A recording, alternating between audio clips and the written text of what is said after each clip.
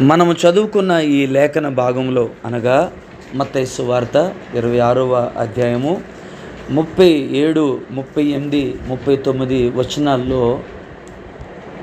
మనము నేర్చుకోదగిన కొన్ని అమూల్యమైన పాఠాలు ఇక్కడ పొందుపరచబడి ఉన్నాయి. హల్లెలూయా.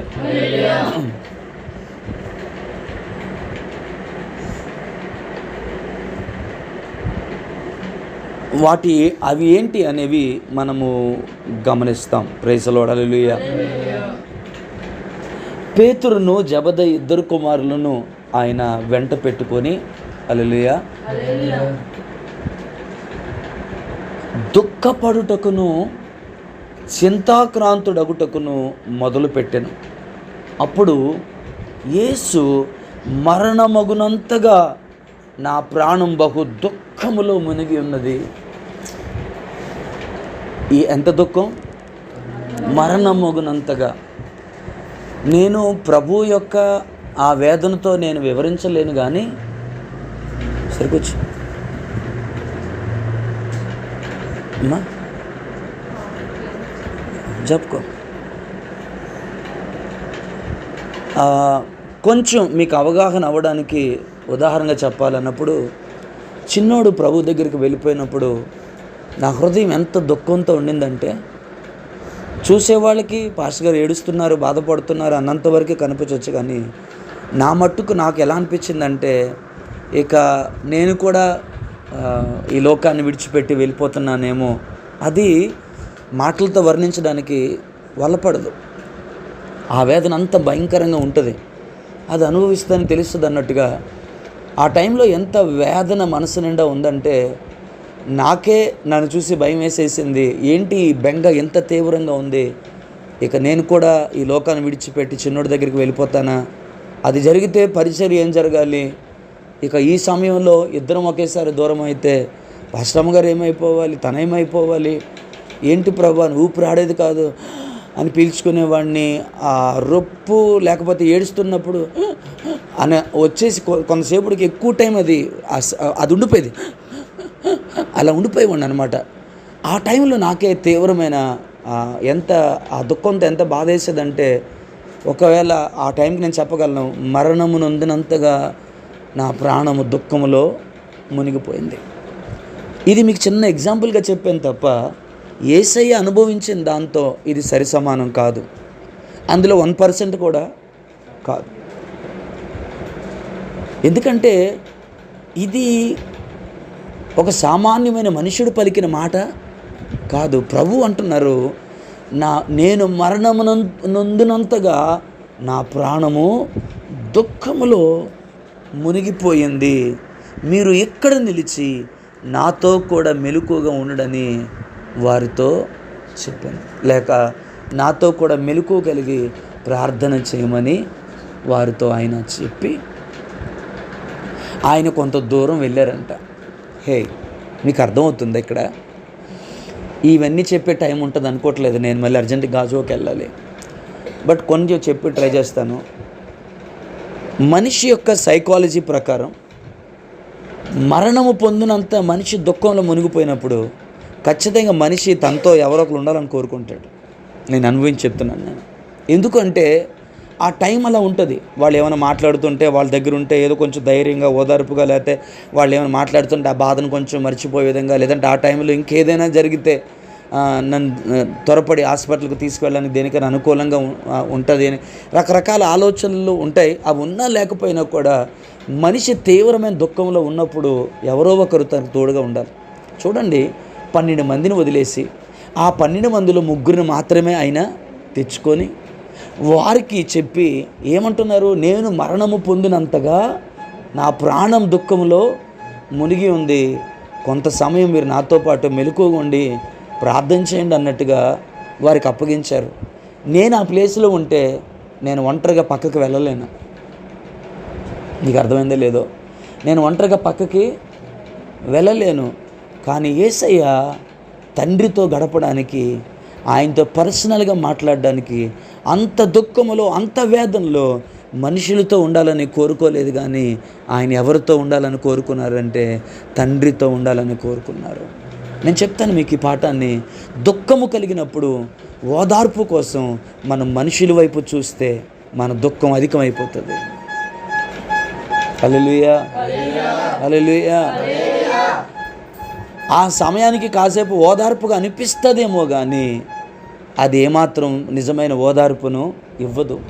మన జీవితంలో దుఃఖము కలిగినప్పుడు, వేదన కలుగుతున్నప్పుడు, ఆందోళన కలుగుతున్నప్పుడు, కలవరం కలుగుతున్నప్పుడు, శరీరంలో కానీ ప్రాణములో కానీ మానని వేదన కలుగుతున్నప్పుడు మనం ఆశ్రయించదగిన, మనము నమ్ముకొనదగిన ఒకే ఒక్క వ్యక్తి ఎవరంటే మన ప్రభువైన యేసుక్రీస్తు. ఆయన సన్నిధిని మాత్రమే మనం ఆశ్రయించాలి.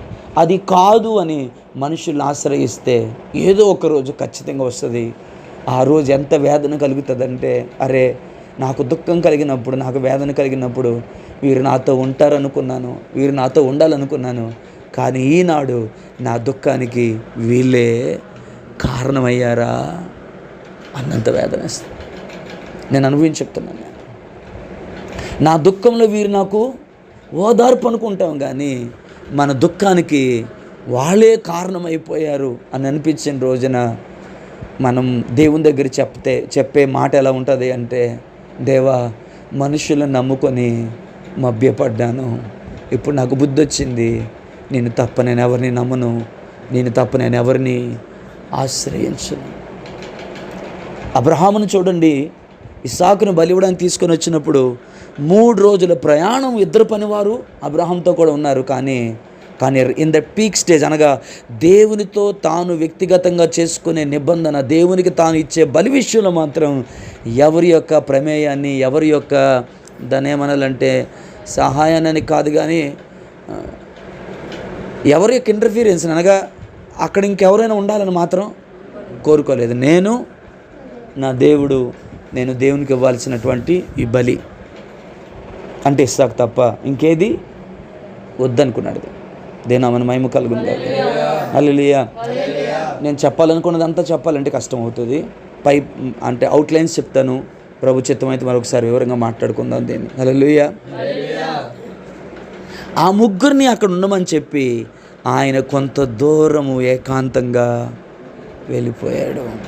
నేను మాట చెప్తాను, సంఘ ప్రార్థన ఎంత అవసరమో దానికంటే విశేషముగా ఏకాంత ప్రార్థన అంతే అవసరం. యేసు ప్రభు శిష్యులతో కూడా ప్రార్థించారు, కానీ అధికంగా మాత్రం ఆయన ఏకాంతంగా తండ్రితో గడపడానికి ఇంకా తెల్లవారుక ముందే రేయి మొదటి జాములోనో, రెండవ జాములోనో, మూడవ జాములోనో ఒలీవల కొండకి ఒంటరిగా వెళ్ళిపోయేవారు. వెళ్ళి తండ్రితో ఆయన సమయాన్ని గడిపేవారు. యాకోబు అందరితో ఉన్నంత కాలము దేవుడు తను దర్శించలేదు. కానీ గమనించండి, అందరితో ఉన్నప్పుడు దేవుడు దర్శించాడంటే దేవదూతలు మాత్రమే వచ్చారు. ఎక్కడ ఆ జర్నీలో, అనగా పద్దనరామును విడిచిపెట్టి తిరిగి బేతేలికి వెళ్ళేటువంటి ఆ జర్నీలో, పెనుయేలుకు వచ్చినప్పుడు కానీ, మహనాము, ఈ ప్రాంతాలు అన్నింటికి మనం గమనిస్తే, హల్లెలూయా, దేవదూతలు మాత్రమే వచ్చారు. కానీ ఎప్పుడైతే తనకున్న వారందరినీ కూడా రేవు దాటించాక వారిని పంపివేసి తను ఒంటరిగా మిగిలిపోయాడో దేవుడు దిగి వచ్చాడు ఆ స్థలానికి. ఆమేన్. సో సంఘపరంగా, కుటుంబముగా దేవునితో గడపడం ఎంత అవసరమో, వ్యక్తిగతంగా కొన్ని విషయాలు దేవునితో మనం గడపడం అంతే అవసరమై ఉంది. దేవుని మన మహిమ కలుగును. హల్లెలూయా. రైట్. ఇంకెంత మించి లోతుగా నేను వెళ్ళాలి అని అనుకోవటం లేదు.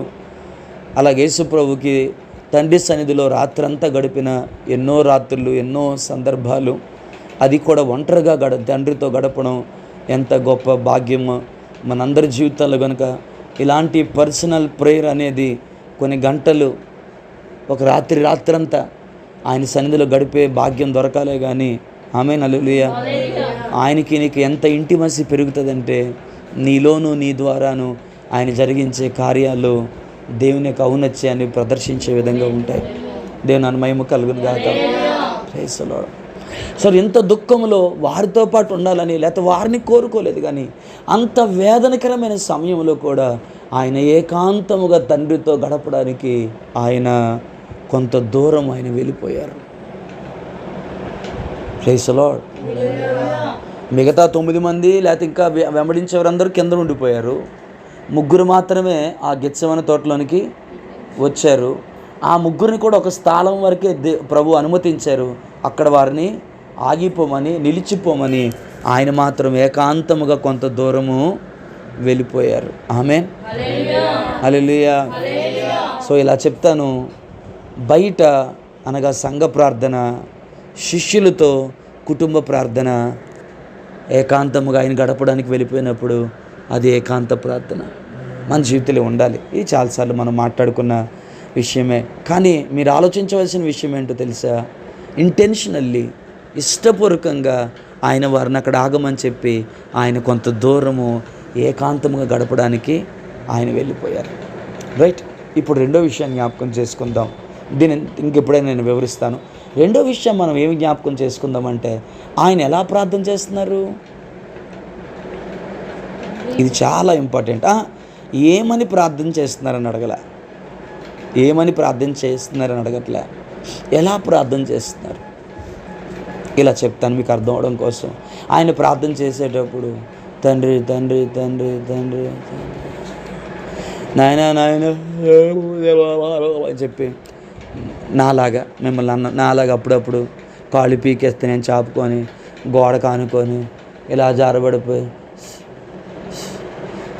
ఏదో పాము కిటికీ పక్క నుంచి పాము బొస కొడుతున్నట్టు అలాంటి ప్రార్థన కాదు. ఆయన ఎలా ప్రార్థన చేశారంటే, తన ప్రాణము అనగా ఆయన మరణము పొందునంతగా దుఃఖములోను చింతాక్రాంతములోను ఆయన ఉండిపోయి ఆయన ప్రార్థన చేశారు. ఆయన ప్రార్థన చేస్తున్నప్పుడట, దేవుని నామానికి మహిమ కలుగును. ఆయన ప్రార్థన చేస్తున్నప్పుడు ఆ ప్రార్థన యొక్క తీవ్రత ఎంత ఉందంటే, ఆ రోదన ఎంత ఉందంటే, ఎంతగా ఆయన తల్లడిల్లిపోయాడంటే, ఎంతగా ఆయన శరీరం నలగొట్టబడుతుందంటే, ఆయన రక్తము చెమట వలె కారింది, లేక ఆయన చెమట రక్తంతో పాటు బయటికి వచ్చేసింది. హల్లెలూయా. ఇక్కడ ఇలా చదివాము. అలాగే హెబ్రీ గ్రంథకర్త ఏమంటున్నాడు అంటే, ఆయన శరీరధారి అయి ఉన్న దినములలో మహారోదనతో కన్నీళ్లు విడిచుచు ప్రార్థనలను యాచనలను. మహారోదన. రోదన అంటేనే వేరు. రోదన అంటే మనం చేసే ప్రార్థన కాదు. మనం చేసే ప్రార్థన కన్నీటి ప్రార్థన. మీలో చాలామందికి అలవాటు ఉంది, నేను మెచ్చుకుంటాను. కానీ రోదన అంటే అది ఎలుగెత్తి దేవుని సన్నిధిలో గొంతు చించుకొని ఏడవటం. అలాగని చెప్పి తెల్లవారు చర్చిలో మనం అలా ఏడిస్తే చుట్టుపక్కలకి అది అభ్యంతరకరంగా ఉంటుంది. కానీ మొన్న ఇప్పుడు జఫనీ శాస్త్రి గారు చెప్తుంటే విన్నాను, ఎవరు లేని ఓ చోటుకి ఒక వారం రోజులు వెళ్ళిపోయాడంట ఆయన. ఈ వారం రోజులు సూర్యుని కూడా చూసేవారు కాదంట ఆయన, అంటే బయటకు వచ్చేవారు కాదట. నీళ్ళు తీసుకొని వెళ్ళిపోయి రాత్రి మొగుళ్ళు తన బలమంతటిని ఉపయోగించి అయ్యా అయ్యా అయ్యా అని గట్టిగా ఏడ్చి ప్రార్థన చేసేవారట. వారం రోజులు డే అండ్ నైట్ అలా ప్రేయర్లో ఉండిపోయారట. మహానుభావుడు. ఎట సాధ్యమైంది నాకు అర్థం కాలేదు. అది ఆయన కృప అంతే. దేన్న మన మహిమ కలుగునుగా. హల్లెలూయా. ఆమేన్. నేనేమంటానంటే, ఇలాంటి ప్రార్థనా జీవితం మనకి గొప్ప మాదిరి. యాకోబును మనం చూసినా, మోషేను మనం చూసినా, ఏలియాను మనం చూసినా, అన్నిటికంటే మిన్నగా భిన్నముగా మన ప్రభు అయిన యేసుక్రీస్తుని చూసినా, ఒక మూలకి కాలు చాపేసి హల్లెలూయా. వీళ్ళు కూడా అప్పుడప్పుడు ఈ పిల్లల్ని కూడా నేను గమనిస్తూ ఉంటాను. వీళ్ళు కూడా తల మీద ఇలా చెయ్యట్టుకొని ఇలా పెట్టేసుకొని వీడిని అప్పుడప్పుడు చూస్తుంటాను. నేను పెట్టేసుకొని రే ఎక్కువెత్తున్నారంటే మధ్యలో నా కోసం నేను ఫీల్ అవుతానేమని, నన్ను నా గాలి ఎత్తున్నారు పాస్టర్ గారు అనుకున్న పర్లేదు, కానీ స్తోత్రం ఉన్నాయనా ఉన్నాయనా ఉన్నాయనా ఉన్నాయనా ప్రభు నీకు అని నేను చూస్తున్నాను లేదా, అవును ప్రభు అని చెప్పేసి అలా చూడడం, ఇలా చేయడం. ఇలాగా మొన్న 3 రోజులు అయింది. ఉదయం ప్రార్థనకి రండిరా, సాయంకాలం ప్రార్థనకి రండి అని వాళ్ళిద్దరిని బతిలాడు. ఒక్కనాడు రాలే, ఒక్కనాడు కూడా రాలే. ఈరోజు ఉదయం కూడా ప్రార్థనలో వాళ్ళు జ్ఞాపకం చేసుకొని బాధపడ్డాను. ఏడ్చాను దేవుని దగ్గర, దేవా మా యవనస్తులకి ప్రార్థన పట్ల ఎప్పుడూ ఆసక్తి వస్తుంది. ఈ వయసులో కొనలేకపోయేవాడిని నేను. గొప్పనని చెప్పుకోవట్లేదు, కానీ నేడు ఆ స్థితి లేనందుకు సిగ్గుపడుతున్నాను. ఒక్కటే కొండెక్కిపోయి బాటిల్ పట్టుకొని విశాఖపట్నం వైపు చేతులు చాపి నిలువు మోకాలు వేసి కొన్ని గంటలు ప్రార్థన చేశాను. వీళ్ళకి ఎందుకు ఆసక్తి రావట్లేదో నాకు అర్థం కావట్లేదు. చదువులకి లేస్తారు, అన్నిటికీ లేస్తారు, దేశాలు ప్రార్థన చేయడానికి ఎందుకురా మనసు రాదు. గోయింగ్ మిషనరీ, గివింగ్ మిషనరీ ఎందుకురా మనకు అంత పెద్ద పెద్ద డైలాగ్ లేచి రత్తం చేయ. ఆయన చదువులో విక్రించట్లేదు, ఆయన చదువులో ప్రార్థన చేయడానికే మనకు ఓపిక లేదు. కానీ మిషనరీల దాకా పోతేమరా మనం. వాళ్ళు ఎలా రక్తం కార్చారు, ఎలా ప్రాణం పెట్టారు, ఎలా కుటుంబాలు వినిపోయారని కన్నింటిలో కన్నీళ్ళు కార్చి వాక్యం విన్నారు కదరా మీరు. కనీసం ప్రార్థన చేయడానికి కూడా మన మనసు రావట్లేకపోతే ఎట్లా? ఆరాధనలకు ఇటు కాసేపు నిలబడి కాసేపు ఇలా కళ్ళు మూసుకొని మళ్ళీ అటు చూసుకొని ఇటు చూసుకొని ఎందుకు? భాస్కర్ గారు చూస్తున్నారు లేదా ఏంటి చూసుకొని. హల్లెలూయా, హల్లెలూయా. మొదట నీకు కూడా చెప్తాను, ప్రార్థన చేసేటప్పుడు పాస్టర్ గారికి ఏం అవసరమా అనేది అస్సలు పట్టించుకోవద్దు. నీ మనసంతా కూడా దేవుని మీదే నిలబడాలి. దేవుని కంటే ఎవరిని ఎక్కువగా thank you for loving me, thank you for doing all the things for me, but దేవుని కంటే అధికంగా ఎవరిని ప్రేమించడానికి వీల్లేదు. ప్రార్థనా సమయం ఎంత పర్టికులర్గా ఉండాలంటే, అందుకే నేను ఎప్పుడు అంటాను, నాణ్యమైన సమయం దేవుడికి ఇవ్వాలి. నాణ్యమైన సమయం, నాకు ఆ మాట చాలా ఇష్టం. నాణ్యమైన సమయం మనం దేవునికి ఇవ్వాలి. ఆయన సందులో కూర్చున్నప్పుడు ఏలియాకున్న అలవాటు ఏంటి? 2 కాళ్ళ సందులో తలబెట్టుకునేవాడు. హల్లెలూయా, హల్లెలూయా.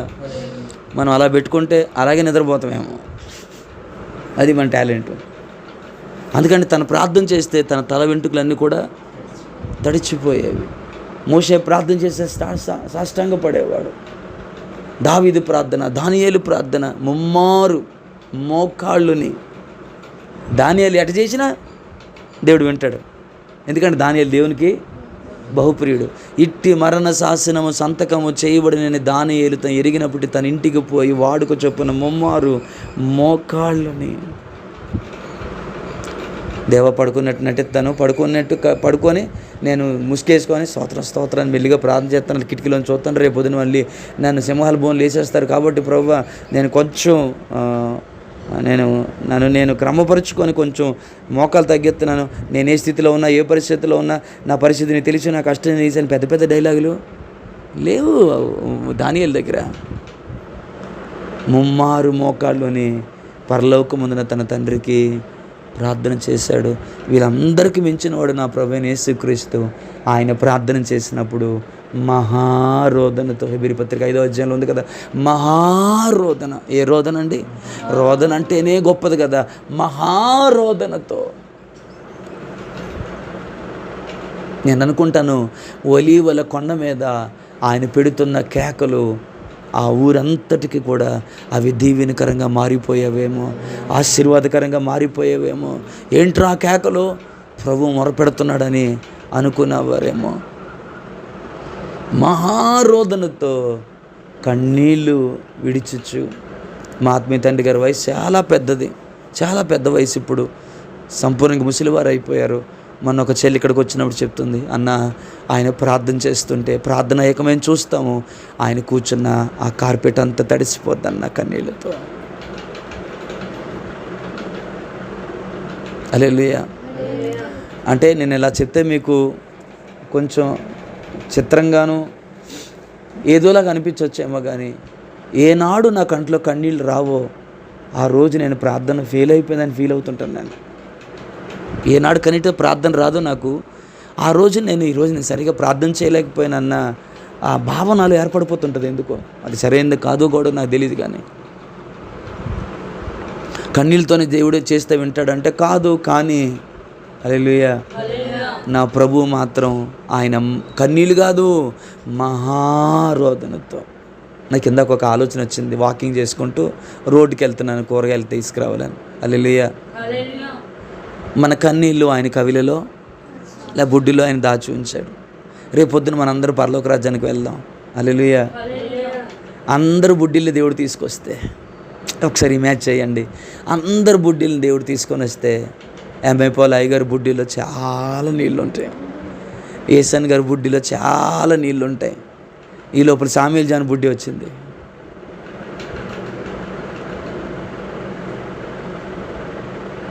బుజ్జం బుడ్డి వచ్చింది, కృపాసన బుడ్డి వచ్చింది. అందరు బుడ్డిలో చాలా కన్నీళ్ళు ఉండగా మన బుడ్డిలో కొంచెం మాత్రమే నీళ్ళు ఉంటే, దేవా ఒకే ఒక్క జీవితాన్ని ఒకేసారి ఈ శరీరంలో ఉండడానికి ఒక్కసారి నాకు కలిగిన జీవితాన్ని వాటి కొరకు వీటి కొరకు ఖర్చు పెట్టాను. నా బుడ్డిని అక్కడి నుంచి తీసేయ్యా, నా బుడ్డిని అక్కడి నుంచి తీసేయి. అలాంటి బలమైన ప్రార్థన పరుల బుద్ధులు ఆ బుడ్డి కనబడుతుంటే నాకు సిగ్గేస్తుంది నాయన. ఒక 100 ml తప్ప, లేకపోతే ఒక 1000 ml తప్ప అంతకు మించి కనబడట్లేదు. ఆ బుడ్డిని అక్కడ చూడడానికి నాకే సిగ్గేస్తుంది. తీసేయి ప్రభా, పగలగొట్టే ప్రభా అని మనం ఏడవలసి వస్తుందేమో. కానీ కొంతమంది బుడ్డీలు చూస్తే ఇలాంటి బుడ్డీలు ఏమో తీసుకొని వచ్చి హల్లెలూయా. అప్పుడప్పుడు కొన్ని గేమ్స్ కనబడుతుంటాయి. ఏదో మనం చూడండి, బ్లడ్ టెస్ట్ చేయడానికి ఇలా ఉంటాయి చూడండి. బ్లడ్ని ఇంజెక్ట్ చేసినవి ఇలా ఉంటాయి కదా, చిన్న పైపులు లాంటివి కనబడుతూ ఉంటాయి. అలాంటి పెద్ద పైపుల్లో ఒకే రంగు బాల్స్ వేస్తున్న గేమ్స్ కనబడుతుంటే నేను అంటాను, అలాంటి పెద్ద ఒక కొలమానాన్ని తీసుకొని దాని మీద స్కేలింగ్ ఉంటున్నప్పుడు ఆ కొలమానంలో నీ కన్నిటిని నా కన్నిటిని దేవుడు పోస్తే ఆ బుడ్డిలో తన కవిలిలో దాచి ఉంచినటువంటి ఆ కన్నీటి యొక్క పరిమాణం ఎంత ఉంటుందో, తక్కువ ఉంటుందేమో. మీకు అర్థమవుతుందో లేదో నాకు తెలియదు, కానీ ఒకవేళ మీకు రోషం పుడితే ఈ మాట చెప్పనండి, ఈ రోజు నుంచి చచ్చిపోయేదాకా ఎంత వీలైతే అంత కన్నీళ్ళు. ఎందుకంటే నీ చెంపల మీద కారి నేలలో కలిసిపోయి, కార్పెట్లో కలిసిపోయి నువ్వు అనుకుంటున్నావు, కానీ ప్రతి కన్నీటి బొట్టును ఆయన తన కవిలలో తన బుడ్డిలో దాచి ఉంచాడు. రేపొద్దున ఆ ప్రమాణాన్ని ఏసన్న గారు లాంటి, బిలిగ్రామ్ గారు లాంటి గొప్ప గొప్ప దైవజనులు కార్చిన కన్నీటితో పోల్చుకునే ధైర్యం లేకపోయినా, కనీసం మ్యాక్సిమం కాకపోయినా మినిమంగా కన్నీళ్ళైనా అందులో ఉండగలిగితే నాకు ఎంత ఆశీర్వాదంకరని మీ మనసుకు అనిపిస్తే, మీ కళ్ళు చెమ్మగిలితే, నాయనా ఇది మొదలుకొని వంట చేసినా ఏమి చేసినా నా కన్నీళ్ళు కారనివ్వు, నా తలను జలమయముగా మార్చు, నా కన్నీటి ఓటులుగా మార్చు ప్రభువా. రేపొద్దున ఆ కవిలిలో దాచి ఉంచిన కన్నీటి బుడ్డి నా ముందుకు తీసుకొని రాబడినప్పుడు అది 100 ml 1000 ml కాదు, కానీ హల్లెలూయా, నా శేష జీవితానికి సరిపోయినంతగా, నా దేశ క్షేమానికి సరిపోయినంతగా, నా బిడ్డల క్షేమానికి సరిపోయినంతగా, సంఘ క్షేమానికి సరిపోయినంతగా, గ్రామ రక్షణకి సరిపోయినంతగా, అట్లీస్ట్ గ్రామ రక్షణకి సరిపోయినంత, నా కుటుంబ బాగునకు సరిపోయినంత కన్నీరైనా నేను కార్చేనా లేదా నా కొలమానము నా ముందు నిలబడినప్పుడు నేను గుండెలు బాదుకొని అప్పుడు ఏడాల్సిన కర్మ కాదు ప్రభువా, ఇప్పుడే నేను ఏడ్చే కృప నాకు దయచేయమని మనం ప్రార్థన చేయగలిగితే ఈ మాట మీకు దీవెనకరంగా ఉందని నేను నమ్ముతున్నాను. హల్లెలూయా. వాడు ఎప్పుడు ఏడ్చాడంటమ్మా? వాడు ఏడ్చింది ఎప్పుడో తెలుసా? వాడు పాతాళంలోకి వెళ్ళిపోయినప్పుడు తండ్రివైన అబ్రహామా అన్నప్పుడు ఏడుతున్నాడు. అడిగి భారం అప్పుడు వచ్చిందట. నశించిపోతున్న ఆత్మల పట్ల భారం అప్పుడు వచ్చింది. తన సహోదరుల గురించి భారం అప్పుడు వచ్చింది. అడిగి అప్పుడు ఏడుతున్నాడు, పనికిమాలినాడు. వాళ్ళు కనికరించి ఎవరినైనా వాళ్ళ దగ్గరికి పంపించంటే, ఏలియా లాంటి ప్రవక్తలు అక్కడ మోషే ఏలియా లాంటి వాళ్ళు ఉన్నారంటే, అయ్యా వాళ్ళు చెప్తే వారు వినరు, కానీ మృతుల్లోంచి లేచి ఒకడు వెళ్తే వాళ్ళు మారుతారయ్యా అంటే, అయ్యా బలమైన దైవజనులు వారు చెబితేనే వారు మారకపోతే మృతుల్లోంచి ఒకడు లేచిపోయినా వారు నమ్మర్రా. వీడికి భారం ఎప్పుడు కలిగింది? మాట్లాడరే, వీడికి భారం ఎప్పుడు కలిగిందమ్మా? ఆడ నరకానికి వెళ్ళిపోయిన తర్వాత అప్పుడు కార్చే కన్నీళ్ళు కవిలిలో దాచబడవుగా. ఇలా అంటానేమనుకోకండి. మట్టి పాలైపోయిన నీ శరీరంలో ఈ లోపలికి పురుగులు వెళ్ళి, మట్టి వెళ్ళి శరీరాన్ని తినివేసి ఈ కళ్ళు కూడా లేకుండా పురుగులు పూర్తిగా తినేసిన తర్వాత ఈ కంట్లోంచి కన్నీళ్ళు వస్తాయా? ఆ దేహం ఏడుస్తుందా? చచ్చేలోపు ఎంత మొరపెట్టగలమో అంతగా మొరపెట్టి మనం ఆయన సముఖంలో ఉన్నప్పుడు మన కళ్ళ ఎదుటకు మన కొరకు దేవుడు దాచి ఉంచిన ఆ కవిలను లేక ఆ బుడ్డిని తీసుకొని వచ్చినప్పుడు అట్లీస్ట్ మన కుటుంబానికి సరిపోయినంత కన్నీరు కార్చగలిగే మన తృప్తి మనకు మిగలగలిగితే, ఒకవేళ దేవుడు నిన్ను కనికరించి ఇది మొదలుకొని ఆయన సందులో మొరపెడితే నీవు కార్చిన కన్నీరు నీ దేశ రక్షణకి సరిపోయినంత కన్నీటిని కార్చగలిగితే, ఆమేన్, హల్లెలూయా, హల్లెలూయా, నీ యజమానుని ఎదుట నీకు ఎట్టి ఘనత కలుగుతుంది, ఎట్టి పేరు కలుగుతుంది. ఆయన ఎంత సంతోషిస్తాడు. ఏమనుకోరు కదా. కొంతమంది మోసం చేశారని ఏడ్చాం, కొంతమంది అనరాని మాటలు అన్నారని ఏడ్చాం, వ్యాధి కలిగిందని ఏడ్చాం, బాధ కలిగిందని ఏడ్చాం, నడువు నొప్పని ఏడ్చాము, పంటి నొప్పని ఏడ్చాము, తలనొప్పని ఏడ్చాము. కన్నబిడ్డలే నవమోసాలు మోసి పెంచిన కన్నబిడ్డలే ఇలాగ అన్నారని ఏడ్చాము, భర్త ఇన్ని మాటలు అన్నాడని ఏడ్చాము. అయ్యో ఊరు వారు ఇలాగన్నారు ఇన్ని మాటలు అన్నారని ఏడ్చావు. బాధ కలిగితే ఏడ్చావు, నొప్పు కలిగితే ఏడ్చావు, బంధువుల కొరకు ఏడ్చావు, అవమానాల్లో ఏడ్చావు, దుఃఖంలో ఏడ్చావు, అనేకమైన వాటి దాని కొరకు, అనేక వ్యర్థమైన వాటి కొరకు ఏడ్చావు.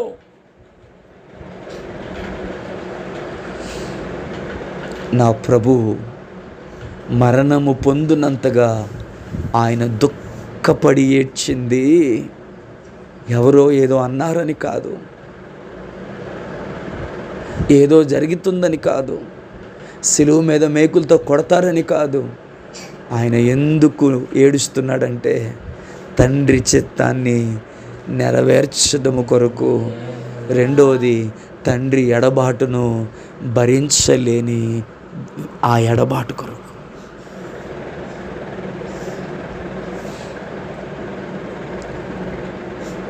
మన బతుకోగలిగిన దాష్టికం ఏంటంటే, ఆడు నన్ను మోసం చేశాడు, నన్ను ఇలా అన్నాడు, ఇన్ని మాటలన్నారని నేను చెప్తున్నారు. మీరు ఏదైనా అనుకోండి, కానీ వ్యర్థమైన వాటి కొరకు నిరుపయోగముగా విలువైన ఖరీదైన ఎంతో మాన్యమైనటువంటి దేవుడు తన కవిలలో దాచి ఉంచుతాడు అంటే ఆమేన్ హల్లెలూయా.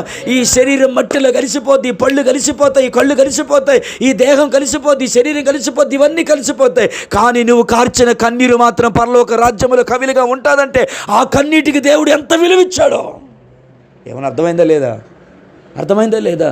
ఈ ముక్కు, ఈ కళ్ళు, ఈ అందమంత మట్టిలో కలిసిపోతాయి, కానీ కన్నీరు మాత్రము దేవుడు తన కవిలిలో దాచి ఉంచుతున్నాడు అంటే అర్థం ఏంటో తెలుసా? నీ శరీరం నుంచి వచ్చే కన్నీటికి ఆయన ఎంతో విలువ ఇచ్చాడు. ఎంత విలువ అంటే దాన్ని ఆయన భద్రంగా దాచిపెడుతున్నాడు. అలాంటి విలువైన కన్నీటిని, అనగా దేవుడే దాచిపెట్టాలన్న కోరుకున్నంత విలువైన కన్నీటిని వ్యర్థమైన వాటి కొరకు ఖర్చు పెట్టి ప్రతి దానికి ఏడ్చే, అడ్డగోలుగా ఏడ్చే భయంకరమైన దాష్టికం కంటే నీ చిత్తము నాలో నెరవేరాలయ్యా, నీ ఉద్దేశము నాలో నెరవేరాలయ్యా, నీ ప్రణాళిక నాలో నెరవేరాలయ్యా. నీవు నా కొరకు దాచి ఉంచిన ప్రతి మేలు నేను అనుభవించాలయ్యా. నా బిడ్డల జీవితం బాగుండాలయ్యా, నా సంఘము బాగుండాలి, నా సమాజం బాగుండాలి, భారతదేశము రేపొద్దున ఈ భారతదేశము చిత్రపటము పరలోక రాజ్యములో కూడా నాకు కనబడాలి ప్రభు అని దేవుని రాజ్య విస్తరణ కొరకు నువ్వు కార్చే ప్రతి కన్నీటి బొట్టు ఎంత విలువైందిగా దేవుని కవిలిలో దాచబడి ఉంటుంది. నా ప్రభు ఊరకనే కారవలేదు. ఎవరో అన్నారని, బయలుజబేలు అన్నారని, దయ్యాలకు అధిపతి అన్నవారని, తిరుగుబోతన్నారని, తాగుబోతన్నారని అడవట్లా. అందుకు కాదు ఆయన ఏడ్చింది. అసలు ఈ పాయింట్ తర్వాత చెప్దాం అనుకున్నాను. అందుకు కాదు ఆయన ఏడ్చింది. ఆయన ఏడ్చింది ఎందుకంటే, తండ్రి నీకు ఇష్టమైతే ఈ గిన్నె నా యొద్ద నుంచి తీసివేయమని. అంటే దాని కొరకు దుఃఖించడం లేదు. ఆ దుఃఖంలో ఆయన ఒక విన్నపము దేవునికి తెలియజేసింది ఏంటంటే, నీకు ఇష్టమైతే ఈ గిన్నె నా యొద్ద నుంచి తీసివేయి, అయినను నా ఇష్టము కాదు. అంటే ఆ గిన్నె అంటే సిలువ మరణాన్ని తీసేయమని అడవలేదు. పాపమెరుగని ఆయన మన కొరకు పాపముగా చేయబడుట ద్వారా దేవుడు చెయ్యి విడిచిపెడతాడే. మరి దేని కొరకు ఏడవని యేసయ్య, నా తండ్రి నా చేయ ఏల విడిచిత్వని బిగ్గరగా కేకేశాడే. తమ్ముడా, అంత బిగ్గరగా కేకేయడానికి ఆయనకు ఓపిక ఎక్కడి నుంచి వచ్చింది?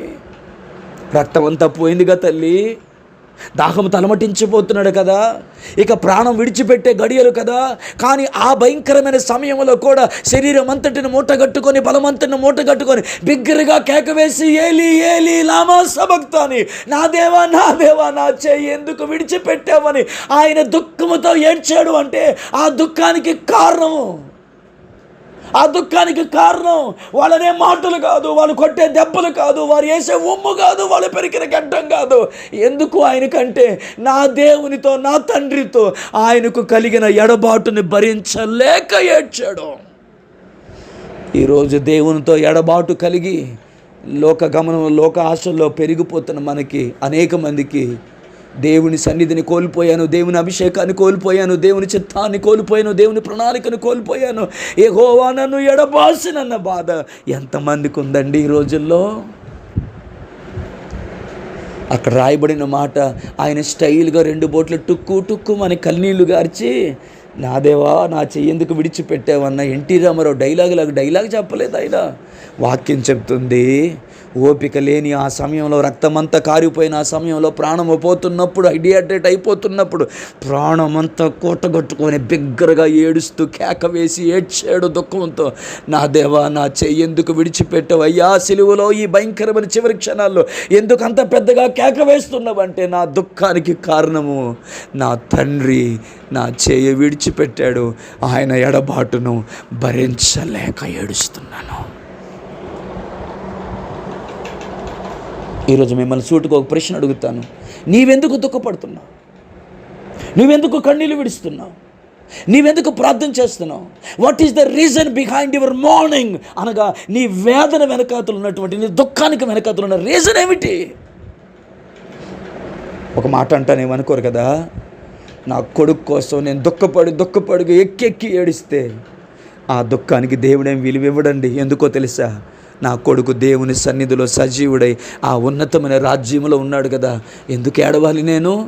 మరి నేను దేనికి ఏడవాలంటే, నా కొడుకుకి నాకు వచ్చిన ఎడబాటును బట్టి నేను ఏడవకూడదు, కానీ ఆ తండ్రికి ఈ కొడుకుకి వచ్చిన ఎడబాటు ఏదైనా ఉందంటే దాన్ని బట్టి కదా నేను ఏడవాలి,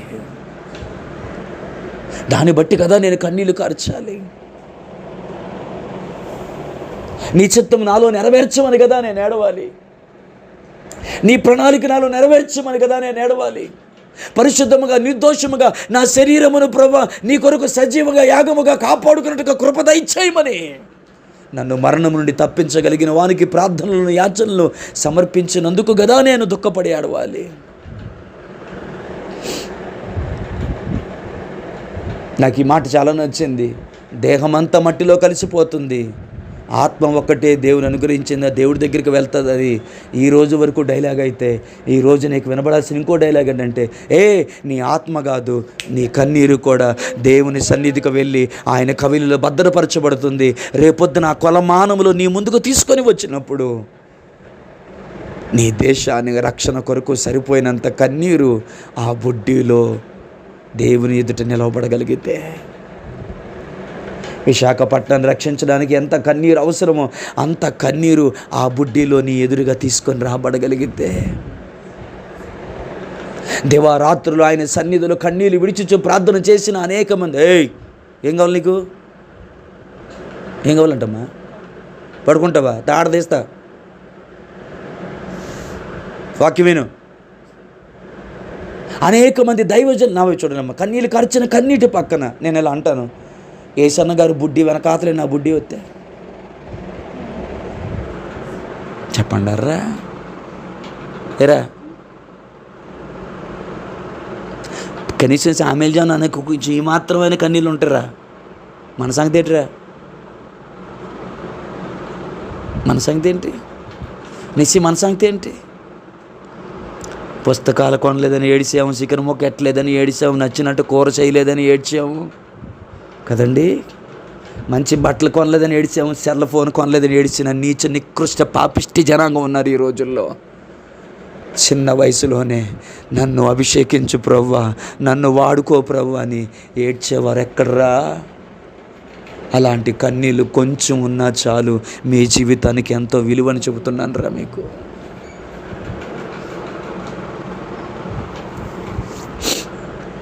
హల్లెలూయా, హల్లెలూయా, హల్లెలూయా కదా. ప్రతి అడ్డమైన దానికోసం ఏడ్చాం. వాళ్ళు ఇలా అన్నారని, వీళ్ళు ఎలా అన్నారని, వాళ్ళు మోసం చేశారు, వీళ్ళు మోసం చేశారని. ఓ అమ్మాయి కూడా వాళ్ళు ఏదో ఒక రోజు మోసం చేస్తారని తెలిసే కదా మురికిలో రొచ్చులో దూరితువు నువ్వు. తెలీదా నీకు? హల్లెలూయా, ఎరిగి హల్లెలూయా, కొని తెచ్చుకున్న కోటం అది. హల్లెలూయా, తిరిగి చేసింది ఏం కాదు. ఎంత మోసం చేస్తారని నేను ఎరుగును. నర్బాయ్, ఎందుకు తెలియదురా నీకు? ఆయా సందర్భాల్లో దేవుడు నాలోటి పరిగమలో గాడిదని వాడుకొని చెప్పాడు నీకు మోసం చేస్తారా. నువ్వు నేను ఒక జట్టు, అదేదో అట్టన్నట్టు దూరిపోయావు. మా కులం అని, మా గోత్రం అని, నన్ను అర్థం చేసిన జిల్లిక దడకనని, నాకు ఐ లవ్ యూ చెప్పినాడని, నాకు ఐ లవ్ యూ చెప్పిందని. హల్లెలూయా, చిత్రం ఏంటంటే వాడు చెప్పిన ఐ లవ్ యూ నమ్మేవు కానీ వీళ్ళు నిన్ను మోసం చేసి వెళ్తారా అని ప్రభువు చెప్పిన మాటను నమ్మకపోతేవి గనక దానంతటి ద్వారా తేలిన ఫలితార్థమేమనగా దుఃఖమును, ఆయాసమును, రోదనయు, వేదయను ఇక మిగిలినవి. తండ్రి, నేనేమి చేశాను, నాకెంత వేదన కలిగిందంటే, నోరు మీరు పరిగమాల్లోడు చేసిందంతా నువ్వే. ఏం చేసావంటే, వద్దంటే ఇప్పుడు ఆకారు ఉన్నాడు, అయ్యా రాళ్ళు పెట్టి కొట్టాలనుకుంటున్నారు, కనికరించి ప్రభు, ఇంత దాష్టికం, ఇంత దౌర్జన్యం, నా పిల్లల్ని అందరినీ కలిపి చంపేస్తారని ఆడి పెద్ద కేకేసేసిన ఆ కేకకి మ్యాటర్ లేదు, ఆ కేకకి విలువ లేదు, ఆ కన్నీళ్ళకి వాల్యూ లేదు. పరిగమాల్లోడు చేసిందంత చేసి మళ్ళీ ఏడుతున్న వాడింగోళ్ళు కానీ తంతారు వాళ్ళు. ఆ ఏడుపుకి విలువ లేదు. ఎందుకో తెలుసా? అది శపితమైనదని, దానిని తీసుకొచ్చిన వాడు శాపగ్రస్తుడు అవుతాడని ముందుగానే దేవుడు హెచ్చరిస్తే ఎరిగి తెచ్చుకున్నావు కదరా పనికిమాలినోడా. మళ్ళీ దేవుని దగ్గరికి వెళ్ళి అందరూ నన్ను వదిలేశారు, అందరూ నన్ను నిందించారు, అందరూ నన్ను మోసం చేశారు, నువ్వు ఒక్కడవే నమ్మదగిన దేవుడివి. నీ ఏడుపుకి విలువ ఉందంటావా? నీ ముక్కులు కానీ, శివుడికి కానీ, నీ ఏడుపుకి కానీ ఏమన్నా విలువ ఉంది? కొంచెమైనా విలువ ఉందంటావు పరలోక రాజ్యంలో? మరి వద్దంటే పోతివి, వద్దంటే నమ్మితివి, వద్దంటే మనుషులు ప్రేమించేదివి, ఆ తర్వాత మిగిలిన గాయం చేసుకుంటావు. దేవుడు ఎంత గాయపెట్టి, ఎంత బాధ పెట్టాను నేను, ఆపో అంటాడు దేవుడు. జోక్ చెప్పట్లేదు, నేను సీరియస్గా చెప్తున్నాను. మన కన్నీటి బొట్టుకి విలువ ఉండాలా? మన కన్నీటి బొట్టు దేవుని ఎదుట నిలవబడగలగాల? మన కన్నీటు ఆ మహనీయుని పాదాల మీద ఒలకడానికి కావలసిన అర్హతలు కలిగిన కన్నీటి బొట్టు అయి ఉండాలా? అర్థమైతే స్తోత్రం చెప్పు.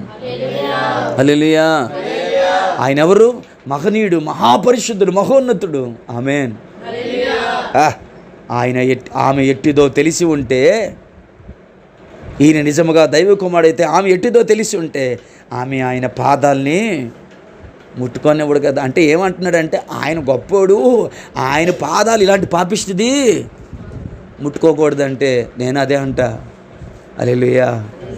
ఆ మహాపరిశుద్ధుని పాదాల మీద నీ కన్నీటి బొట్టు ఉండాలంటే ఆ కన్నీటి బొట్టుకి విలువ ఉండాలా?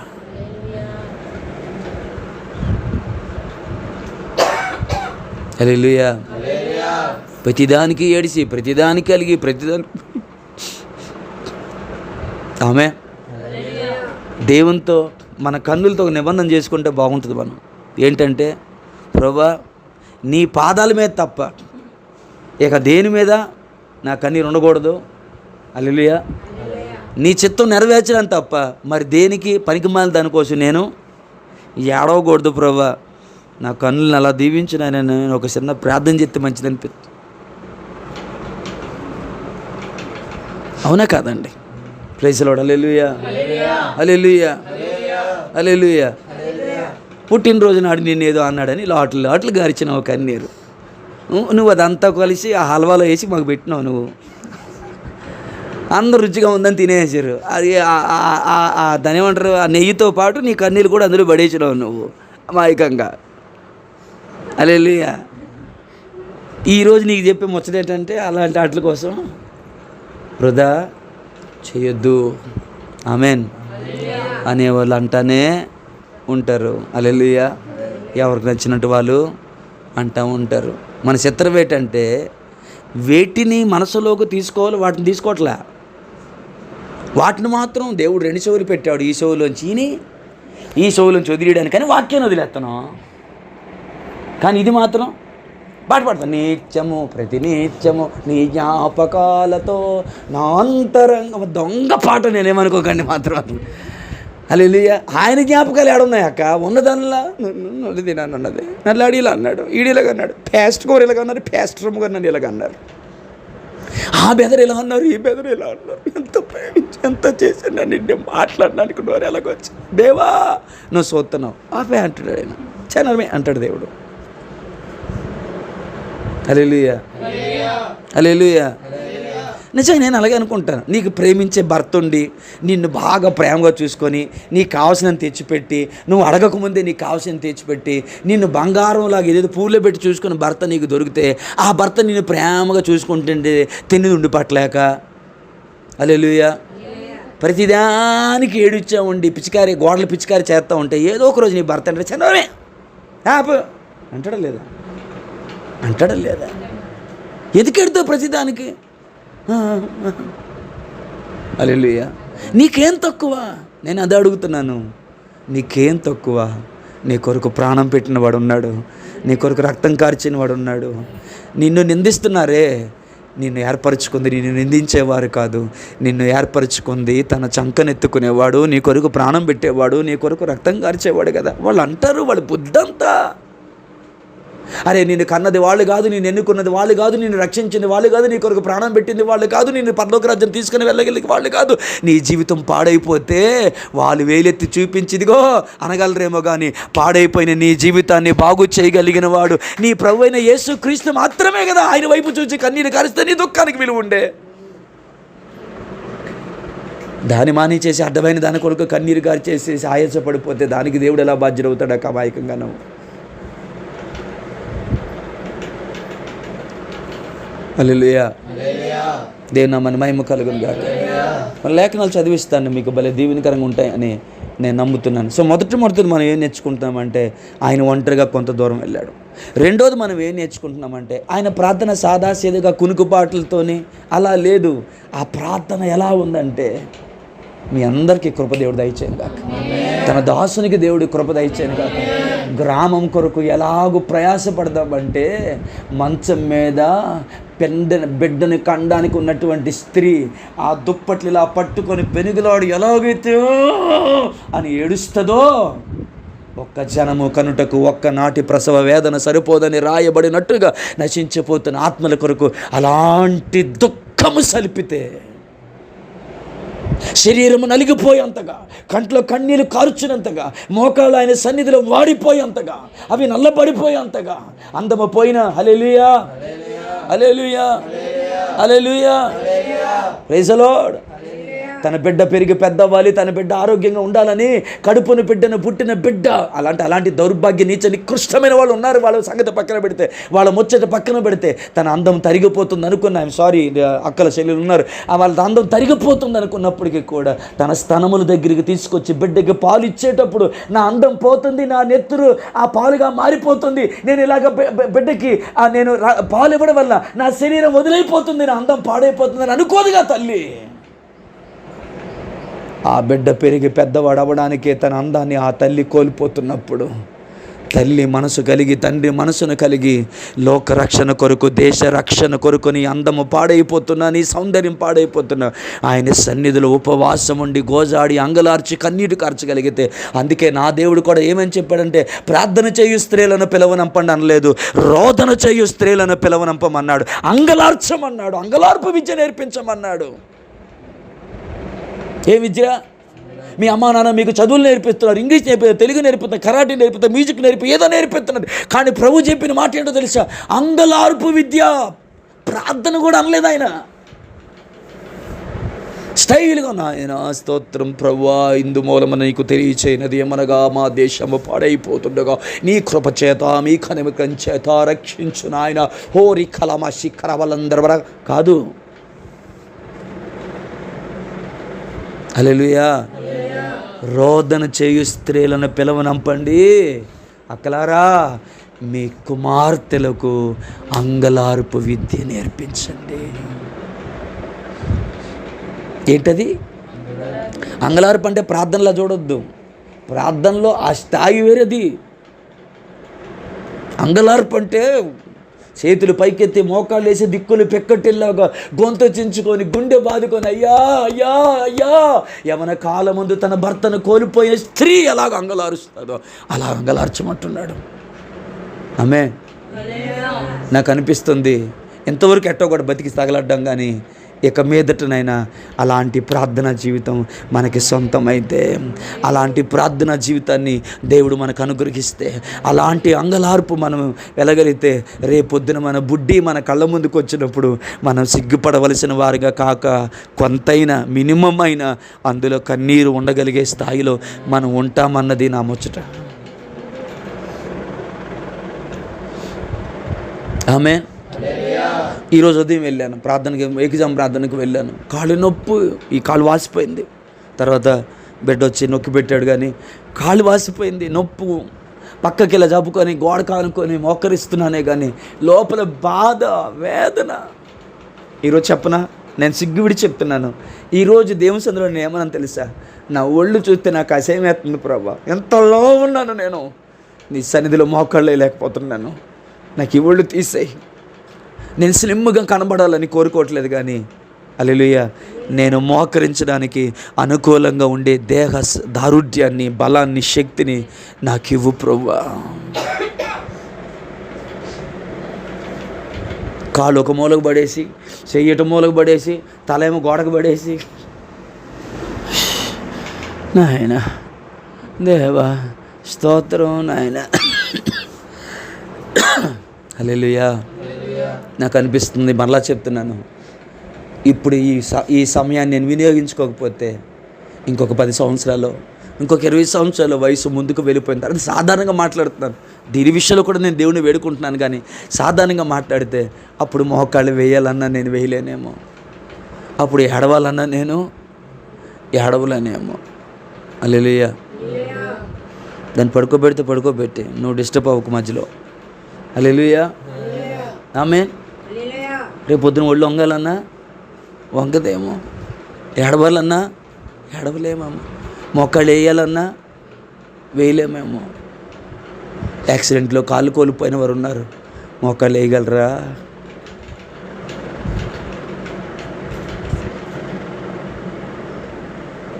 హల్లెలూయా, హల్లెలూయా. కాళ్ళు పట్టేసి వంకలు తిరిగిపోయి నువ్వు నడవడానికి కూడా ఓపిక లేని ఆ రోజు రాకముందే, ఇంకా బలం ఉండగానే, నీ ఇంటి వారి కొరకు, నీ భర్త కొరకు, నీ పిల్లల కొరకు, నీ తల్లిదండ్రుల కొరకు, నీ బంధువుల కొరకు, నీ వ్యాపారం కొరకు ఈ మోకాళ్ళు అరిగిపోయేలా పనిచేసావు. అయ్యా మోకాళ్ళు నొప్పి వస్తున్నాయి అని హాస్పిటల్కి వెళ్తే గుజ్జు అరిగిపోయిందమ్మా. ఎందుకు అరిగిపోయింది అయ్యా? పొలంలో అరిగిపోయింది, మనుషుల కొరకు అరిగిపోయింది, పిల్లల కొరకు అరిగిపోయింది, భర్త కొరకు అరిగిపోయింది. కానీ ఈరోజు అవి దేవుని సన్నిధిలో మోకరించడానికి వాటికి బలం లేకుండా అయిపోయింది. ఆ దుఃఖం, ఆ బాధ, ఆ వేదన నీకు రాకముందే, ఆమేన్, ఇంకా కొంచెం ఓపిక ఉండగానే రా, ఆయన సన్నిధిలో మోకరిద్దాం, ఆయన సన్నిధిలో చేతులు పైకెత్తుదాం. ఎవరేమనుకున్నా పర్లేదు, ఎవరేమన్నా పర్లేదు, ఎవరు ఎలాంటి మాటలు అనుకున్నా పర్లేదు, ఎలా అవమానపరిచినా పర్లేదు, మన ప్రార్థన గురించి ఇతరులు వెక్కిరించినా పర్లేదు, ఇంకో మాటలు అనుకున్నా పర్లేదు, నా ప్రార్థన వాళ్ళకి నచ్చట్లేదు, వెక్కిరిస్తారు, ఎందుకులా ఇంట్లో కూర్చొని పోదామని సాతానుడు చేసే ఎడబాటులోనికి పోక అన్నిటిని తెదించి నీ సిలువను ఎత్తుకొని నీవు తగ్గించుకొని, హల్లెలూయా, రా, సంఘంలోనికి రా, కలిసి ప్రార్థించడానికి రా. వ్యక్తిగతంగా ప్రార్థించడం అవసరమే, సంఘంలో ప్రార్థించడం కూడా అవసరమే కదా. సంఘంలో ప్రార్థించడం ఎంత అవసరమో వ్యక్తిగతంగా ప్రార్థించడం అంతే అవసరము కదా. బలమంతా మూట కట్టుకొని మోకాళ్ళు వేయలేని ఆ సమయంలో కూడా ఆయన సన్నిధిలో మోకరించి, దేవా నాకు దీర్ఘాయువు దయచేసి, నా ఆయుష్ అంతా నాకు బలమును, శక్తిని దయచేయి, ఈ లోకాన్ని విడిచిపెట్టే సమయం వరకు. మొన్న చెక్కాలు దేవుడమ్మ మోకాలేసి, నిలువు మోకాలేసి, చేతులు పైకెత్తి ప్రార్థన చేస్తుంటే గుండె తల్లడిల్లిపోయింది. ఆ తల్లిని చూసి, ఆ వయసు వస్తే మనం మోకాలు వేయగలమా?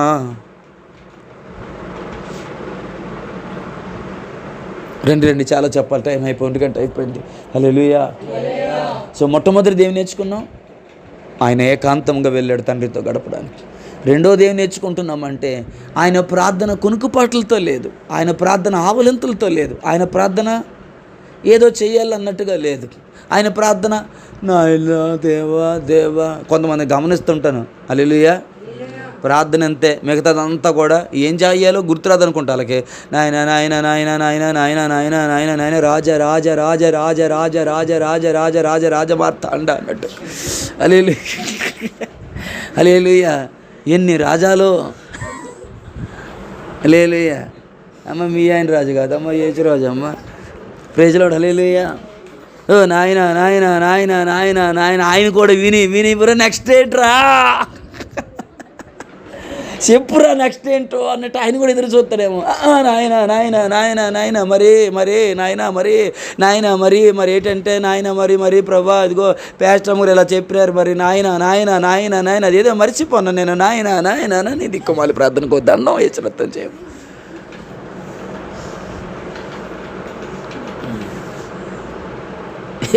ఇక ఎప్పుడు విలువైన ప్రార్థనలు చేసేది, ఖరీదైన ప్రార్థనలు చేసేది, ఆశలుగానే మిగిలిపోయి ప్రభువా ప్రార్థన నేను స్టార్ట్ చేయాలంతే, పరిశుద్ధాత్మ దేవుడే నాలోంచి ప్రార్థన అసలు మరి ఆ ముచ్చట లేకపోతే ఆ ఉన్నతమైనటువంటి ఆ అనుభవం ఎప్పుడు వస్తుంది, ఇంకెప్పుడు వస్తుంది మన బతుక్కి? దీంట్లోనే సరిగా లేకపోతే మనం దీంట్లోనే సరిగా లేము మనం.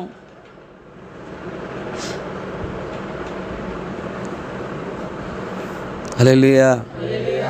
ప్రార్థన మొదలు పెడితే నీ నోట్లోంచి వచ్చే ప్రతి ప్రార్థన బుల్లెట్లా దూసుకెళ్ళిపోవాలి ఎక్కడికి? పరలోక రాజ్యంలో దేవుని సంధికి దూసుకొని వెళ్ళిపోయి సంధిలో నిలబడగలగాలి. హల్లెలూయా, హల్లెలూయా. దేవుని మహిమ కలుగును గాక.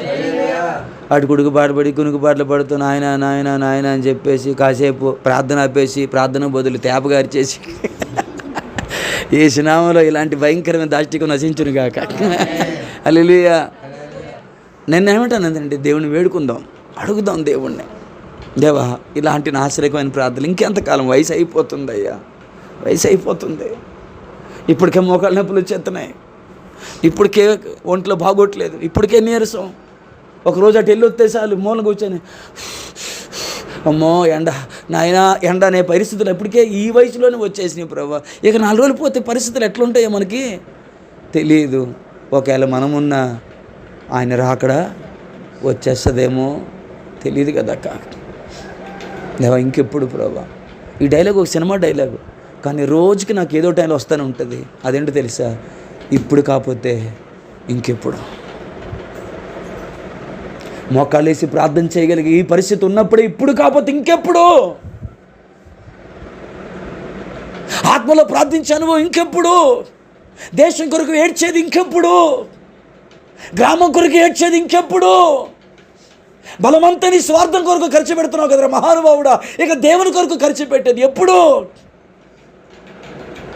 ఒక నింద వచ్చిందని, ఒక అవమానం వచ్చిందని, ఒక మాట వచ్చిందని ముఖం తిప్పుకొని మూతి తిప్పుకొని వెళ్ళిపోయే బ్యాచ్యే తప్ప ఎన్ని నిందలు వచ్చినా ఎన్ని అవమానాలు వచ్చినా వాటి గురించి నేను కేర్ చేయను, పట్టించుకోను. నా ఆశ ఒక్కటే నీ చిత్తం నెరవేర్చబడాలి, నా ఆశ ఒక్కటే నా దేశం రక్షించబడాలి, నా ఆశ ఒక్కటే నా ప్రాంతం నీ సన్నిధికి చేరాలి ప్రభువా.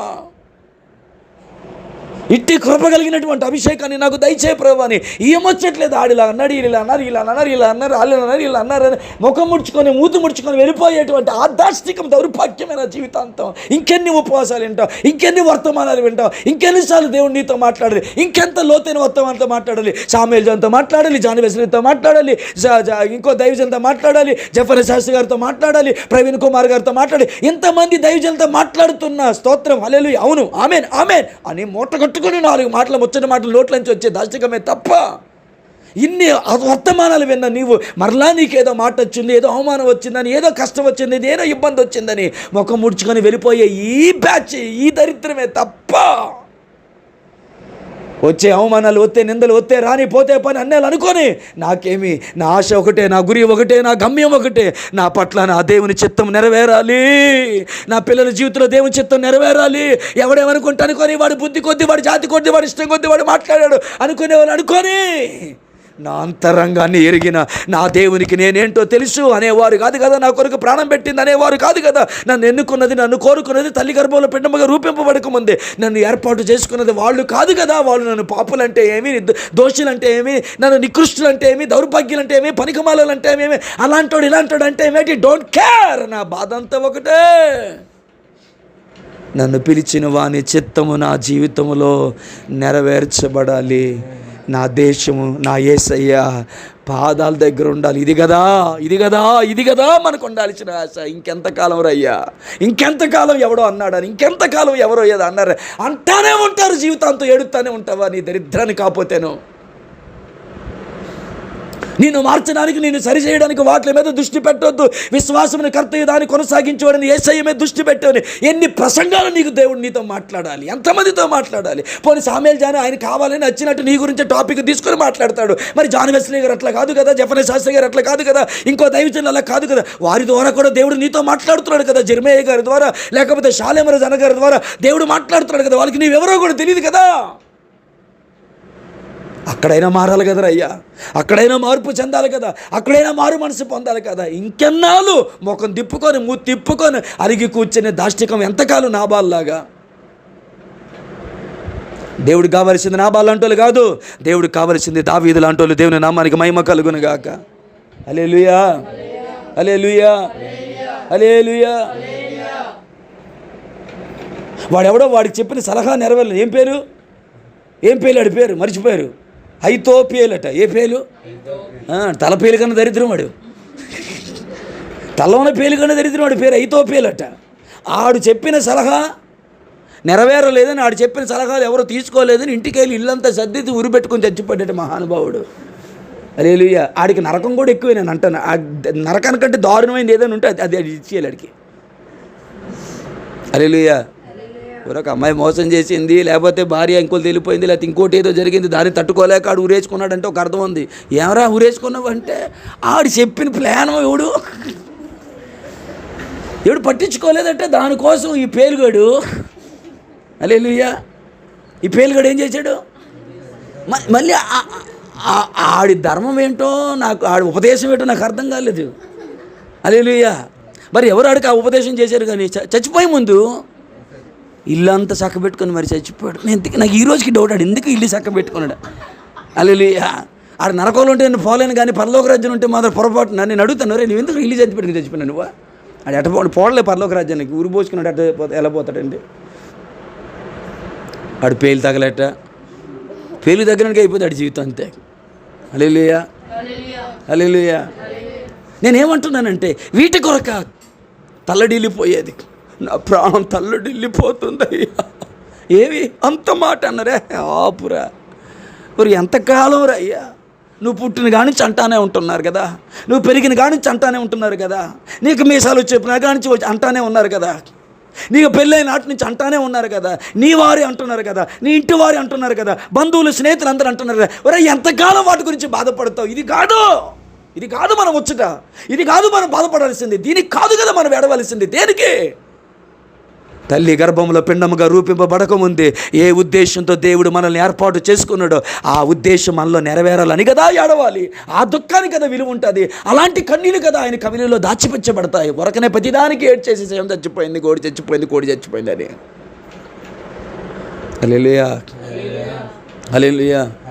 సో రెండవది ఏంటంటే ప్రాణము పోవునంతగా చెమట రక్తం వలె కారునంతగా మహారోదనతో కన్నీళ్లు విడిచుచు ప్రార్థన. అది ఒకరోజు ముచ్చట కాదు, ఆయన శరీరధారి అయి ఉన్న దినములలో అని రాయబడి ఉంది. హల్లెలూయా, హల్లెలూయా. అంటే ఒకరోజు కాదని అర్థం కదా, అన్ని దినాలు ఒకటే రోదన, ఒకటే. నేను ఒక మాట అంటాను, ఏ పాపం ఎరుగని ఆయన, ఏ భయంకరమైన ఈ లోక గమనాలకి, ఏ బంధాలకి, ఏ యొక్క మమకారాలకి లోనైపోయి 24 మందిని 4-5 పెళ్లి చేసుకొని, అమ్మో ఎట్టబడి సంసారం ఎట్ట, ఈ సాగరం ఎట్ట, పిల్లలు ఎలాగ వీళ్ళకి గిల్లలు పోషించాలి, మహాప్రభు వీళ్ళని మాట అనట్లేదురా, స్కూల్కి వెళ్ళమంటే సినిమాకు పోతున్నాడు వీడు. హల్లెలూయా. ఒక్కడు నా మాట వినట్లేదు, ఇదేం దౌర్భాగ్యం ప్రభా, నాయన నాయన నాయన ఆయన మొరపెట్టారంటే అర్థం ఉంది. మీ బుద్ధికి మీ జ్ఞానానికి మాటలు అందుతున్నాయో లేదో కానీ ఒక 4-5 పెళ్లి చేసుకున్న 16 మంది పిల్లలు కానీ వాళ్ళు మాట అనకుండా, స్కూల్కి పోకుండా, బడికి పోకుండా, ఇష్టానుసారికి తిరుగుతూ అక్కడ ఇక్కడ అమ్మాయి వెనకాల తిరుగుతూ ఉంటాయి. అయ్యా నాకు పిల్లల్ని ఇచ్చా కానీ వాళ్ళు బతుకు బాగలేదు, దరిద్రంగా ఉంది, కనికరించిన ఆయన, కనికరించిన ఆయన మహారోదనతో ఆయన కన్నీళ్ళు విడిచిపెట్టాడంటే అర్థం ఉంది. కానీ పెళ్ళే చేసుకోలేదు, ఏ పాపము లేదు, దేవుని చిత్తం జరిగించడంలో అహర్నిశాలు తండ్రి చిత్తాన్ని నెరవేర్చడానికి మూటగట్టుకొని జీవించిన మహనీయుడు ఆయన ఎందుకు ఏడవాలి మహారోదనతో? ఇప్పుడు నా ప్రశ్న ఏంటంటే, ఆయనే అంతలా ఏడుస్తే మన సంగతి ఏంట్రా?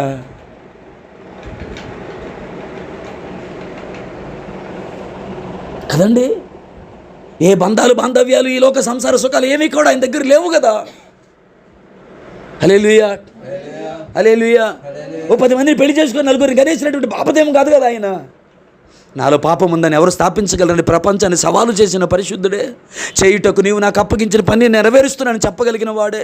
మీకు తెలియని ఆహారం నా దగ్గర ఉంది, నన్ను పంపిన వాని చిత్తం నెరవేర్చుటకు నాకు ఆహారం పానమునై ఉన్నది. నా అంతటి నేనేమి చేయట్లేదు, వేటిని చేయమని నా తండ్రి నాకు ఆజ్ఞాపిస్తున్నాడు, వాటిని చేస్తున్నాను. వేటిని మాట్లాడమని ఆయన నన్ను బోధిస్తున్నాడు, వాటినే నేను మాట్లాడుతున్నాను. నా వైపు చిత్రంగా చూస్తారని అహర్ నిమిషాలు తండ్రిని మహిమపరిచిన ఉన్నతమైనటువంటి గొప్ప దైవజనుడు కదా మన ప్రభువైన యేసుక్రీస్తు.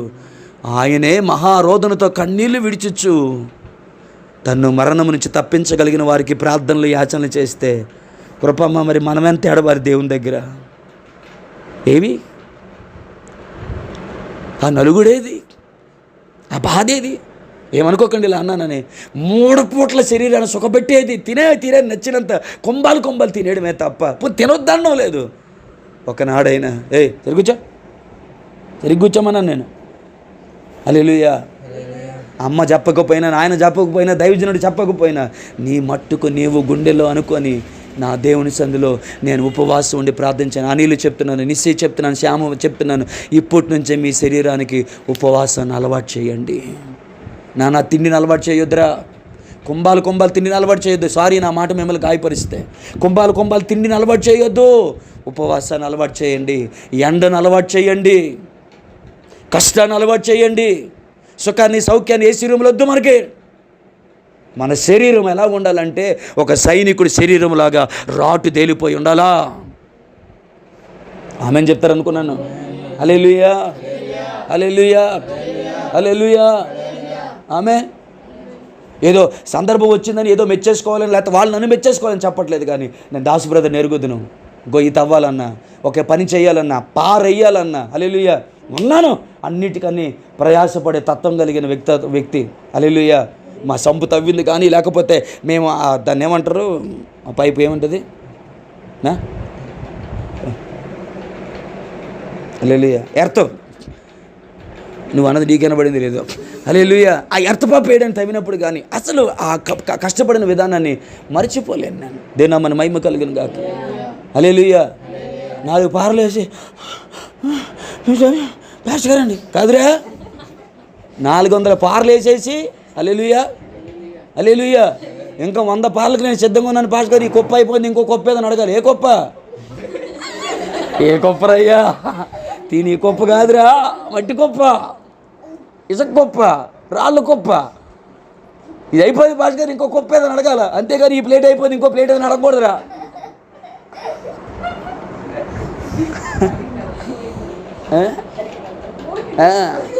ఎంజాయ్ చేస్తున్నాడు. నీకు నిద్రపోయినట్టుందక్క, పెద్దక్క. ఇక్కడ జోకులు అయితే మాత్రం ఏంటో. హల్లెలూయా. ఏ కుప్పలో మాట్లాడేరా? నా మట్టి కుప్పలైనా, రాళ్ళు కుప్పలైనా, ఈ కుప్ప అయిపోయింది, నెక్స్ట్ ఇంకో కుప్ప అయితే పాసుకున్నట్టు ఉండాలి. అంతేకాని ఈ కుప్ప అయిపోయింది, నెక్స్ట్ పెరుగు కుప్ప ఒకటి వేయండి అని అనకూడదురా. హల్లెలూయా. పోయి నా తిండి మీద పడ్డారు పాటగా రేచురత్తం చేయని ఇంటికి వెళ్ళిన తర్వాత, అమ్మ నాకు దిష్టి తీసి అమ్మని చెప్పకే. హల్లెలూయా. నేను చెప్తున్నాను, నేను సీరియస్గా చెప్తున్నాను. కష్టాన్ని అలవాటు చేయండి, శ్రమని అలవాటు చేయండి, ఎండను అలవాటు చేయండి, వానను అలవాటు చేయండి. ఇలా 2 చినుకులు పడగానే ఇంటికి రాక అమ్మా ఆవిరెట్టియే సిట్రిజన్ వేసియే తట్టుకోలేకపోతాను. ఎందుకురా ఆ బతుకు. Praise Lord. హల్లెలూయా. ఆమేన్. గడ్డం పెరుగుతుంటే, మొక్క మీద దూసి పిడిగుద్దులు గుద్దుతుంటే, కొన్ని కొరడా దెబ్బలు కొట్టిన తర్వాత ఆయన కింద పడిపోయినప్పుడు శక్తి తెచ్చుకొని మూట కట్టుకొని చేతుల సంఖ్యలు వణుకుతుంటే లేచి నిలబడి తను కొట్టు వారికి తన వీపుని అప్పగించుకొని ఆఖరి లేఖనము నెరవేరు అంతవరకు మండు టెండలో సిలువ మోసిన మహనీయుడురా మనం ఆరాధించే మన ప్రభువైన యేసయ్య. హల్లెలూయా. మధ్యలో పడిపోలే, మధ్యలో చచ్చిపోలేదు. సిలువ మోస్తే మధ్యలో చచ్చిపోలేదు, మెట్ల మార్గం చచ్చిపోలేదు, రాళ్ళు ఇసురు కొడుతుంటే దాహం అలవటించి చచ్చిపోలేదు. చివరి లేఖనము నెరవేరే అంతవరకు ప్రాణమును మూటగొట్టుకొని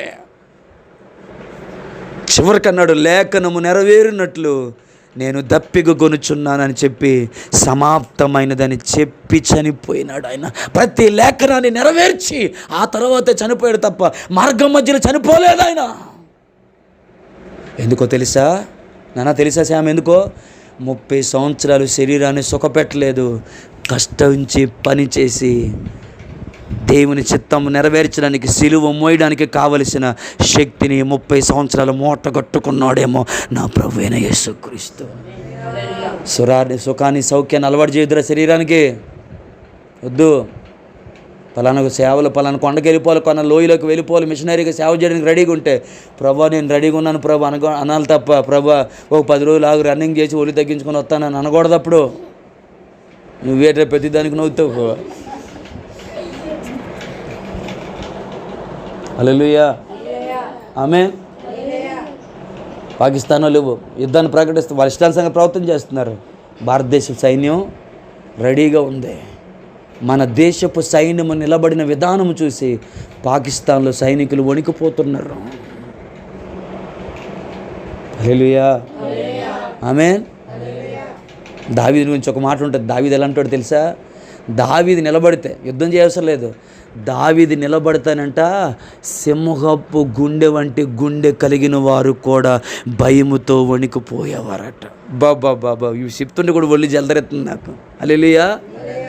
దావీదు కేక వినబడితే, దావీదు వస్తున్నాడు అన్న మాట వినబడితే చాలట సింహపు గుండె వంటి గుండె కలిగిన వారు కూడా భయముతో వణికిపోయి నేలకు పడిపోయేవారట ఆ పేరు వినబడితే. హల్లెలూయా.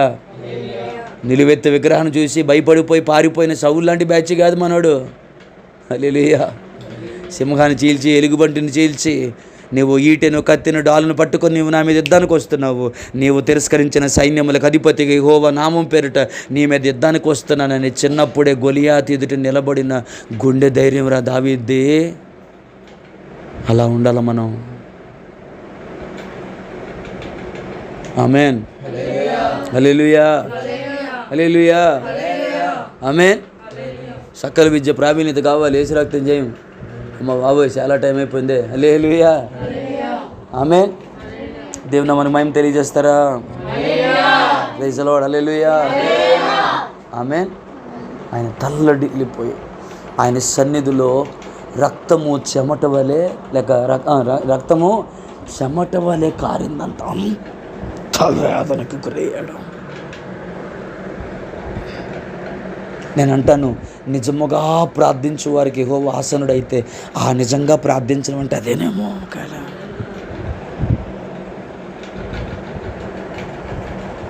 ఆమేన్. హల్లెలూయా. మన బలహీనత వల్ల, మన పరిస్థితుల వల్ల కొన్నిసార్లు మోకరించలేకపోయినా, కొన్నిసార్లు బలహీనమైపోయినా, కాసేపు అలా ఉన్నా మళ్ళా కాసేపటికి శరీరమును మూటగట్టుకొని ఆయన సన్నిధిలో ముద్దలాగా పడేసి ప్రాణాత్మ దేహములతో ఆయన సన్నిధిలో ఒదిగిపోయి, నా దేవా సహాయం చేయమని. ఆయన మనకు మాదిరి. ఆయన కునుకుపాట్లు పడుతూ ప్రార్థన చేయలేదు. ఈయన వచ్చేసరికి వీళ్ళు కునుకుపాట్లు పడుతున్నారు మన బ్యాచ్ వాళ్ళు. ఒక గడి అయినను నాతో మెలకుగా ఉండలేరు అని వారిని ప్రాధేయపడ్డాడు ఆయన. హల్లెలూయా, హల్లెలూయా, హల్లెలూయా. ఒకవేళ ఒక రాత్రి అయినా నా కొరకు మెలకువగా ఉండలేవని దేవుడు మనల్ని అడిగితే ఆ పరిస్థితి ఎలా ఉంటుందో. సరే ప్రియులారా, హల్లెలూయా, ఆమేన్. వాక్యం చెప్తుంది, ముగిస్తున్నాను 5 నిమిషాల్లో. దుఃఖపడువారు ధన్యులు, వారు ఓదార్చబడతారు. ఆమేన్. అయితే మన దుఃఖం దేనికి, ఎవరి కోసం, దేని కొరకు దుఃఖం సలుపుతున్నాం అనేవాళ్ళు అంటారు. తల్లి వాళ్ళ కోసం ఏడ్చి విలువైన కన్నీళ్ళు వాడు చేసుకోవద్దు. నీ కన్నీళ్ళకి దేవుడు ఎంత విలువ ఇచ్చాడంటే, ఆయన తన కవిలిలో ఎందుకు వేస్ట్ అన్నిటికి. వాళ్ళంతే మోసం చేస్తారు, వాళ్ళంతే వదిలిపోతారు, వాళ్ళంతా వారి అవసరాలు తీర్చుకుంటారు. హల్లెలూయా. నీ అవసరం ఉన్నంత కాలము, హల్లెలూయా, నీలో ఏ పొరపాట్లు వారికి కనబడవు. కానీ నువ్వు వద్దనుకున్నప్పుడు మాత్రం నీలో కనబడే ప్రతీది పొరపాటే వాళ్ళకి, అన్నీ తప్పే వాళ్ళకి. హల్లెలూయా. ఎవరి కోసమో నీ బలాన్ని, ఎవరి కోసమో నీ కన్నీళ్ళని, ఎవరి కోసమో నీ దుఃఖాన్ని వృధాగా ఖర్చు పెట్టావు. వాళ్ళందరూ ఈరోజు నిన్ను మోసం చేసి పోయినారేమో. వాళ్ళంతే నీచులు, అవసరాలకు వాడుకునే మనుషులు. నువ్వు వారికి ఎంత సహాయం చేసినా కనీసం నీకు బాగోపోతే ఎలా ఉన్నావని అడగలేని నీచ నికృష్టమైన అహంకారం వాళ్ళది. అలాంటి వాళ్ళ కోసమా, అలాంటి వాళ్ళ కోసమా నువ్వు ఏడ్చేది, నువ్వు బాధపడేది? వదిలేసేయి, వాళ్ళంతే, వదిలేసేయి. హల్లెలూయా.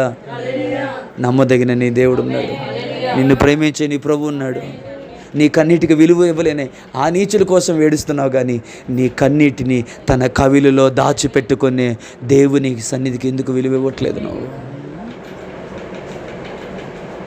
Hallelujah, hallelujah, amen, hallelujah. Praise the Lord. మీరు ఏడ్చి ప్రలాపింతురు కానీ లోకము సంతోషించును, మీరు దుఃఖింతురు కానీ మీ దుఃఖము సంతోషమగునని మీతో నిశ్చయముగా చెప్పుచున్నానని యేసు ప్రభు యోహాను 16:30 చెప్పారు ఆయన. హల్లెలూయా, ఆమేన్. మీ సంతోషం దుఃఖం అవుతుంది అంటలేదు ఆయన, మీ దుఃఖం సంతోషం చేస్తానంటున్నాడు ఆయన. అంటే ముందు ఏం చేయమన్నాడు ఆయన? దుఃఖపడమంటున్నాడు అంతే. దుఃఖపడు వారు ధన్యులు, వారు ఓదార్చబడదురు. దేనా మన మహిమ కలుగును. కానీ ప్రతిదాని అగతిలో మాట చెప్తాను, మరలా ముగిస్తాను. దేనికి దుఃఖపడతాం అనే చాలా ఇంపార్టెంట్ టాపిక్ ఇక్కడ. ఆమేన్. యేసయ్య దేని కొరకు దుఃఖపడ్డాడు? దానియేలు దేని కొరకు దుఃఖపడ్డాడు? హల్లెలూయా. ఇర్మియా చెప్పిన ప్రవచనం ప్రకారము 70 సంవత్సరములు పూర్తి అయ్యాయని లేఖనము వలన గ్రహించి ఆయన సన్నిధిలో ఏడ్చాడు. దేవా, ఇకనైనా మమ్మల్ని జ్ఞాపకం చేసుకోమని. దేనికి? నీ కన్నిటికి ఒక విలువ. దేనికి ఏడుస్తావు? దేనికి ఏడుస్తున్నావు? నేను అంటారా అన్నీరా, దానికోసం ఎందుకురా నీ ఏడుపు? ఇర్మియా ఎందుకు ఏడ్చాడు? నెహెమ్యా ఎందుకు ఏడ్చాడు? దానియేలు ఎందుకు ఏడ్చాడు? యెహెజ్కేలు ఎందుకు ఏడ్చాడు? పౌలు ఎందుకు ఏడ్చాడు? ప్రభువైన యేసుక్రీస్తు ఎందుకు ఏడ్చారు? ఆ రోజు యాకోబు ఎందుకు ఏడ్చాడు? ఒక చోట బలి అంటాడు, హల్లెలూయా, హల్లెలూయా, హల్లెలూయా. ఇలా రాయబడి ఉంది 2 కొరింథీ 7:10. మీరు తెరవద్దు, వింటే చాలు. 2 కొరింథీ 7:10 ఇలా రాయబడి ఉంది, దైవ చిత్తానుసారమైన దుఃఖము రక్షణార్థమైన మారు మనసును కలుగజేయును. ఈ మారు మనసు దుఃఖమును పుట్టించదు, అయితే లోక సంబంధమైన దుఃఖము మరణమును కలుగజేయను. అమ్మో అమ్మో అమ్మో అమ్మో, ఈ చివరి మాట విన్నారా మీరు? Hello hello, attention please. లోక సంబంధమైన దుఃఖము మరణమును కలుగు చేస్తుంది, దైవ చిత్తానుసారమైన దుఃఖము మారు మనసును కలుగు చేస్తుంది. ఆమేన్, హల్లెలూయా. ఈ మారు మనసు దుఃఖమును పుట్టించదు. ఎంత బాగుంది చూడండి. ఆమేన్. దైవ చిత్తానుసారమైన దుఃఖము మారు మనసును కలిగిస్తుంది, ఈ మారు మనసు నీకు మరలా దుఃఖాన్ని కలిగించదు అంటుంది. ఆమేన్, హల్లెలూయా. ఇంకో చోట ఇలా అన్నాడు, అదే 2 కొరింథీ 7 నెక్స్ట్ వచనంలోనే 7:11 ఇలా ఉంది. ఇలా చూడండి, మీరు దేవుని చిత్త ప్రకారము పొందిన ఈ దుఃఖము. ఏం చెప్పండి? చెప్పండి, మీరు చెప్పండి.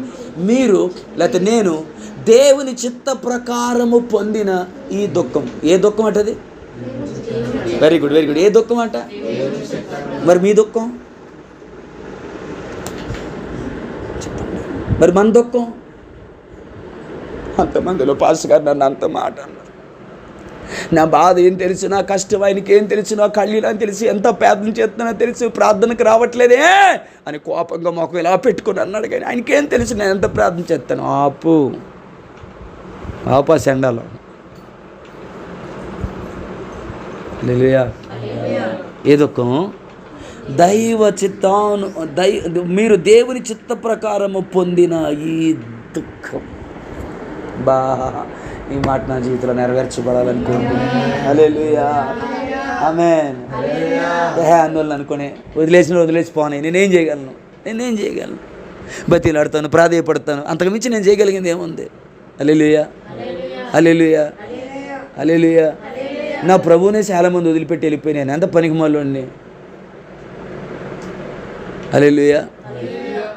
మీరు దేవుని చిత్త ప్రకారం పొందిన ఈ దుఃఖము ఎట్టి జాగ్రత్తను, ఎట్టి దోష నివారణకైన ప్రతివాదమును, ఎట్టి ఆగ్రహమును, ఎట్టి భయమును, ఎట్టి అభిలాషను, ఎట్టి ఆసక్తిను, ఎట్టి ప్రతిదండనను మీలో పుట్టించును చూడుడి. బాబా బాబా, ఓ మతిపోయిన మాటే. అసలు అర్థమైతే మతిపోయే మాట. ఈ మాట ఎంత బాగా రాశాడు. మీరు దేవుని చిత్త ప్రకారం పొందిన ఈ దుఃఖము ఎట్టి జాగ్రత్తను, ఎట్టి దోష నివారణకైన ప్రతివాదమును, ఎట్టి ఆగ్రహమును, ఎట్టి భయమును, ఎట్టి అభిలాషను, ఎట్టి ఆసక్తిను, ఎట్టి ప్రతిదండును మీలో పుట్టించిన చూడుడి. ఈ కార్యమును గురించి సమస్త విషయంలోనూ మీరు నిర్దోషులై ఉన్నారని రుజువుపరుచుకొంటిరి. ఎంత బాగుందో. ఫస్ట్ టైం చదువుతున్నానా బైబిల్ అన్నట్టుగా ఉంది నాకు ఈ మాట. వివరించే టైం లేదు, మరొకసారి ఎప్పుడైనా ప్రభు చిత్తమైతే వివరిస్తాను. ఎట్టి జాగ్రత్తను, దైవ చిత్తానుసారమైన ఈ దుఃఖం మనలో ఏం కలిగిస్తుందట? ఎట్టి జాగ్రత్తను, ఎట్టి దోష నివారణకైన ప్రతివాదమును. మతిపోయింది నాకు ఈ డైలాగ్. హల్లెలూయా, హల్లెలూయా. ఎట్టి దోష నివారణకైన ప్రతివాదమును. ఎవరా ప్రతివాది? మన మీద దోషం మోపేవాడేమో సాతానుడైతే, మన పక్షాన నిలబడినటువంటి ప్రతివాది ఏంటంటే మన ప్రభువైన యేసుక్రీస్తు. శత్రు నిరాయుధునిగా చేసి మనకు విరోధముగా రాయబడిన చేవ్రాతను తుడిచి వేసి శిలువలో ఓడిపోలేదని గెలిచాడని మనం మాట్లాడుకున్నామే. హల్లెలూయా. మన దుఃఖము, హల్లెలూయా, హల్లెలూయా, ఎట్టి దోష నివారణకైన ప్రతివాదమును, ఎట్టి దేవుని ఆగ్రహమును, ఎట్టి భయమును, ఎట్టి అభిలాషను, ఎట్టి ఆసక్తిను, ఎట్టి ప్రతిదండనను మీలో పుట్టించును చూడుడి. ఏది పుట్టించిందంట? దైవ చిత్తానుసారమైన ఈ దుఃఖం. ఆమేన్. హల్లెలూయా, హల్లెలూయా. Praise lord. దుఃఖపడిన వారమైనట్లుండి ఎల్లప్పుడూ సంతోషించేవారు. ఇది చెప్పకుండా ముగించలేదు నేను. ఆమేన్. చిత్రం ఏంటో తెలుసా? అది నటన కాదు, కానీ ఒక చిత్రం ఏంటో తెలుసా? లోపల ప్రభువును బట్టి ఆనందం, కానీ బయటికి ఎప్పుడు మనం ఎలా ఉన్నామంటే దుఃఖించుచున్నాం. దేని కొరకు? కోడి గుడ్డేటట్లేదని కాదు, హల్లెలూయా, గేది పాలు ఇవ్వట్లేదని కాదు, అన్నం మాడిపోయినందుకు కాదు, మాడిపోయిన అన్నం ఇచ్చినందుకు భర్త నీకు మార్చేసినాడు అన్నందుకు కాదు. హల్లెలూయా. ఎవరో ఏదో అన్నారని కాదు, ఇది ఏదో కాదు. హల్లెలూయా, ఆమేన్. దేశము కొరకు, దేవుని చిత్తం నెరవేర్చడం కొరకు, మన పిల్లలు నిత్యము దేవుని సన్నిధిలో వర్ధిల్లుట కొరకు, సంఘము క్షేమాభివృద్ధి నొందినట్లుగా, అనేక మంది స్వస్థపరచబడినట్లుగా, చీకటి కబంధాస్తాల నుంచి విడిపించబడినట్లుగా. హల్లెలూయా, హల్లెలూయా. మన ఒక మాట నన్ను భలే దర్శించింది. మనమే పడిపోకుండా స్థిరంగా నిలబడలేకపోతే ఇక పడిపోయిన వారి కొరకు మనం అంగలార్చేది ఎప్పుడు? బుల్లెట్లా దూసుకెళ్ళిపోయింది నాకు ఈ మాట. మనమే స్థిరంగా లేక పడిపోతుంటే ఇక మనము నిలబడి పడిపోయిన వారి కొరకు అంగలార్చగలిగేటువంటి ఆ గొప్ప పరిచర్య మనం అనుభవించేది ఎప్పుడు?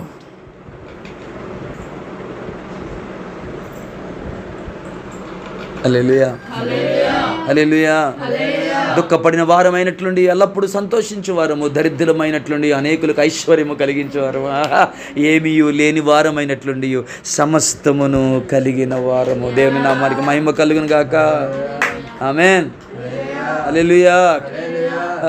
మీరు ఏడ్చి ప్రలాపింతురు కానీ లోకము సంతోషించును, మీరు దుఃఖింతురు కానీ మీ దుఃఖము సంతోషమగును. ఆమేన్, ఆమేన్. అయిపోయింది ఇక వర్తమానం. హల్లెలూయా. మనం ఏడ్చి ప్రలాపిస్తాం కానీ లోకం అదే జరుగుతుంది. పొద్దున, సాయంకాలం, రాత్రి, మధ్యాహ్నం పోయి దేవుని సందులో మనం దుఃఖిస్తున్నాం కానీ లోకము సంతోషిస్తుంది. వాళ్ళకి ఏం కొదువు లేదు. విచ్చలవిడిగా తిరుగుతున్నారు, తాగుతున్నారు, గొడవలాడుతున్నారు, కేకలేస్తున్నారు. మనకే ఎవడేమన్నా నోరు మూసుకొని ఉండాలా, ఏం మాట్లాడకూడదు, లోపలే నలిగిపోవాలి తప్ప బయటికి మాట్లాడకూడదు. పలానా వీళ్ళకి అన్నారని చెప్పుకోకూడదు. అది చాడి అవుద్దేమో, అది నింద అవుద్దేమో. దేవుని ప్రేమ దోషములు కప్పుద్ది కానీ అది విప్పదు. ఆమేన్. గుండె ఎంత బరువు ఎక్కిపోయినా లోపల కన్నీరు కార్చుకుంటూ ఆయన పాదాల దగ్గర దుఃఖపడడం తప్ప వేరేదేది మనకి ఆధారం ఈ లోకంలో లేదు. ఆమేన్. అయితే ఒక్క ముచ్చట చెప్తాను. లోకం ఏడవడానికి లోకస్తుడు ఉంటే నువ్వు ఏడవడానికి నీ స్నేహితుడు ఉన్నాడు. లోకము నరుల దగ్గర ఏడుస్తున్నారు, నీవైతే నేను ఓదార్చే నీ ప్రభు అయిన యేసుక్రీస్తు దగ్గర ఏడవగలిగే ఆ సోర్స్ని, హల్లెలూయా, ఏడవగలిగే ఆ పర్మిషన్ని, ఏడవగలిగే ఆ యొక్క వెసులుబాటుని, ఏడవగలిగే ఆ కృపను దేవుడు నీకు అనుగ్రహించాడు. అన్ని వెళ్ళి దేవుడి దగ్గరికి వెళ్ళి ఏడమ్మను, అవతలకు నువ్వెవడరు అంటాడు. హల్లెలూయా. అయితే నువ్వు వెళ్ళాడు ఆయన కృపాసనం యొద్దకు ధైర్యముగా వెళ్ళుటకు ఆయన మనకు కృపను అనుగ్రహించాడు. ఆమేన్. హల్లెలూయా, హల్లెలూయా. మన దుఃఖంలో మనం ఒంటరి వారం కాదు, మనం ఆశ్రయించడానికి ఆయన మనకి ఉన్నాడు. దేని మహిమ కలుగును గాక. సో 3 మాటలు ఇక్కడ నేర్చుకున్నాం. ఒకటి ఇంకా ఉన్నాయి కానీ టైం లేదు. ఒకటి, ఆయన ఏకాంతముగా వెళ్ళిపోయాడు. దేనికి మాట్లాడాలి మీరు? ఎందుకు? ప్రార్థన చేయడానికి. దుఃఖాక్రాంతుడొకటకు ఏకాంతంగా వెళ్ళిపోయాడు. ఆయన మనుషులతో గడపలేదు, తండ్రితో ఆయన గడిపాడు. రెండవది, మామూలుగా కునుకుపాట్లు పడుతూ ప్రార్థించలేదు. చెమట లేక రక్తము చెమట వలె కారునంతగా మహారోధంతో కన్నీళ్ళు విడిచిచు ప్రార్థన చేశాడు. రిలాక్స్గా పడుకొని కాళ్ళు చాపుకొని స్తోత్రం అలా చేయలేదు ఆయన. ఆమేన్, ఆమేన్. మంచం మీద కదలలేని పరిస్థితుల్లో మనం పడుకోబోయే రోజు రాకుండా ఉండునుగాక. ఏ కారణం చేత వచ్చారనే పరిస్థితి వస్తే, ఆమేన్, అది వచ్చేలోపు మనకున్న బలాన్ని, మన మోకాల్ని, మన కన్నులను, మన కన్నీళ్ళను ఎంత ఖర్చు పెట్టగలమో అంత ఖర్చు పెడదాం, ఎంత కార్చగలమో అంత కారుద్దాం, ఎంత సమయం మోకరించగలమో అంత సమయం మోకరిద్దాం, ఎంత సమయం ప్రార్థించగలమో అంత సమయం ప్రార్థిద్దాం, వాడేద్దాం ఆయన ప్రార్థన పరిచర్య కొరకు. ప్రార్థన మన జీవన శైలిగా మార్చబడును గాక. కన్నీటి ప్రార్థన మన జీవన శైలిగా మార్చబడును గాక. మహారోధన మన జీవన శైలిగా మార్చబడును గాక. మూడవది పాయింట్, ఆయన దేని కొరకు దుఃఖపడ్డాడు అంటే ఇల్లు కొరకు కాదు, వాకిలి కొరకు కాదు, ఎవరో ఏదో అన్నారని కాదు, ఏదో జరగాలని కాదు. ఆమేన్. తండ్రి చిత్తాన్ని నెరవేర్చడానికి ఆయన కన్నీరు కార్చారు. హల్లెలూయా, హల్లెలూయా, హల్లెలూయా. మరణము పొందినంతగా ఏడ్చింది, తను మరణము నుంచి తప్పించగలిగిన వాని సన్నిధిలో ఏడ్చాడు. ఆమేన్.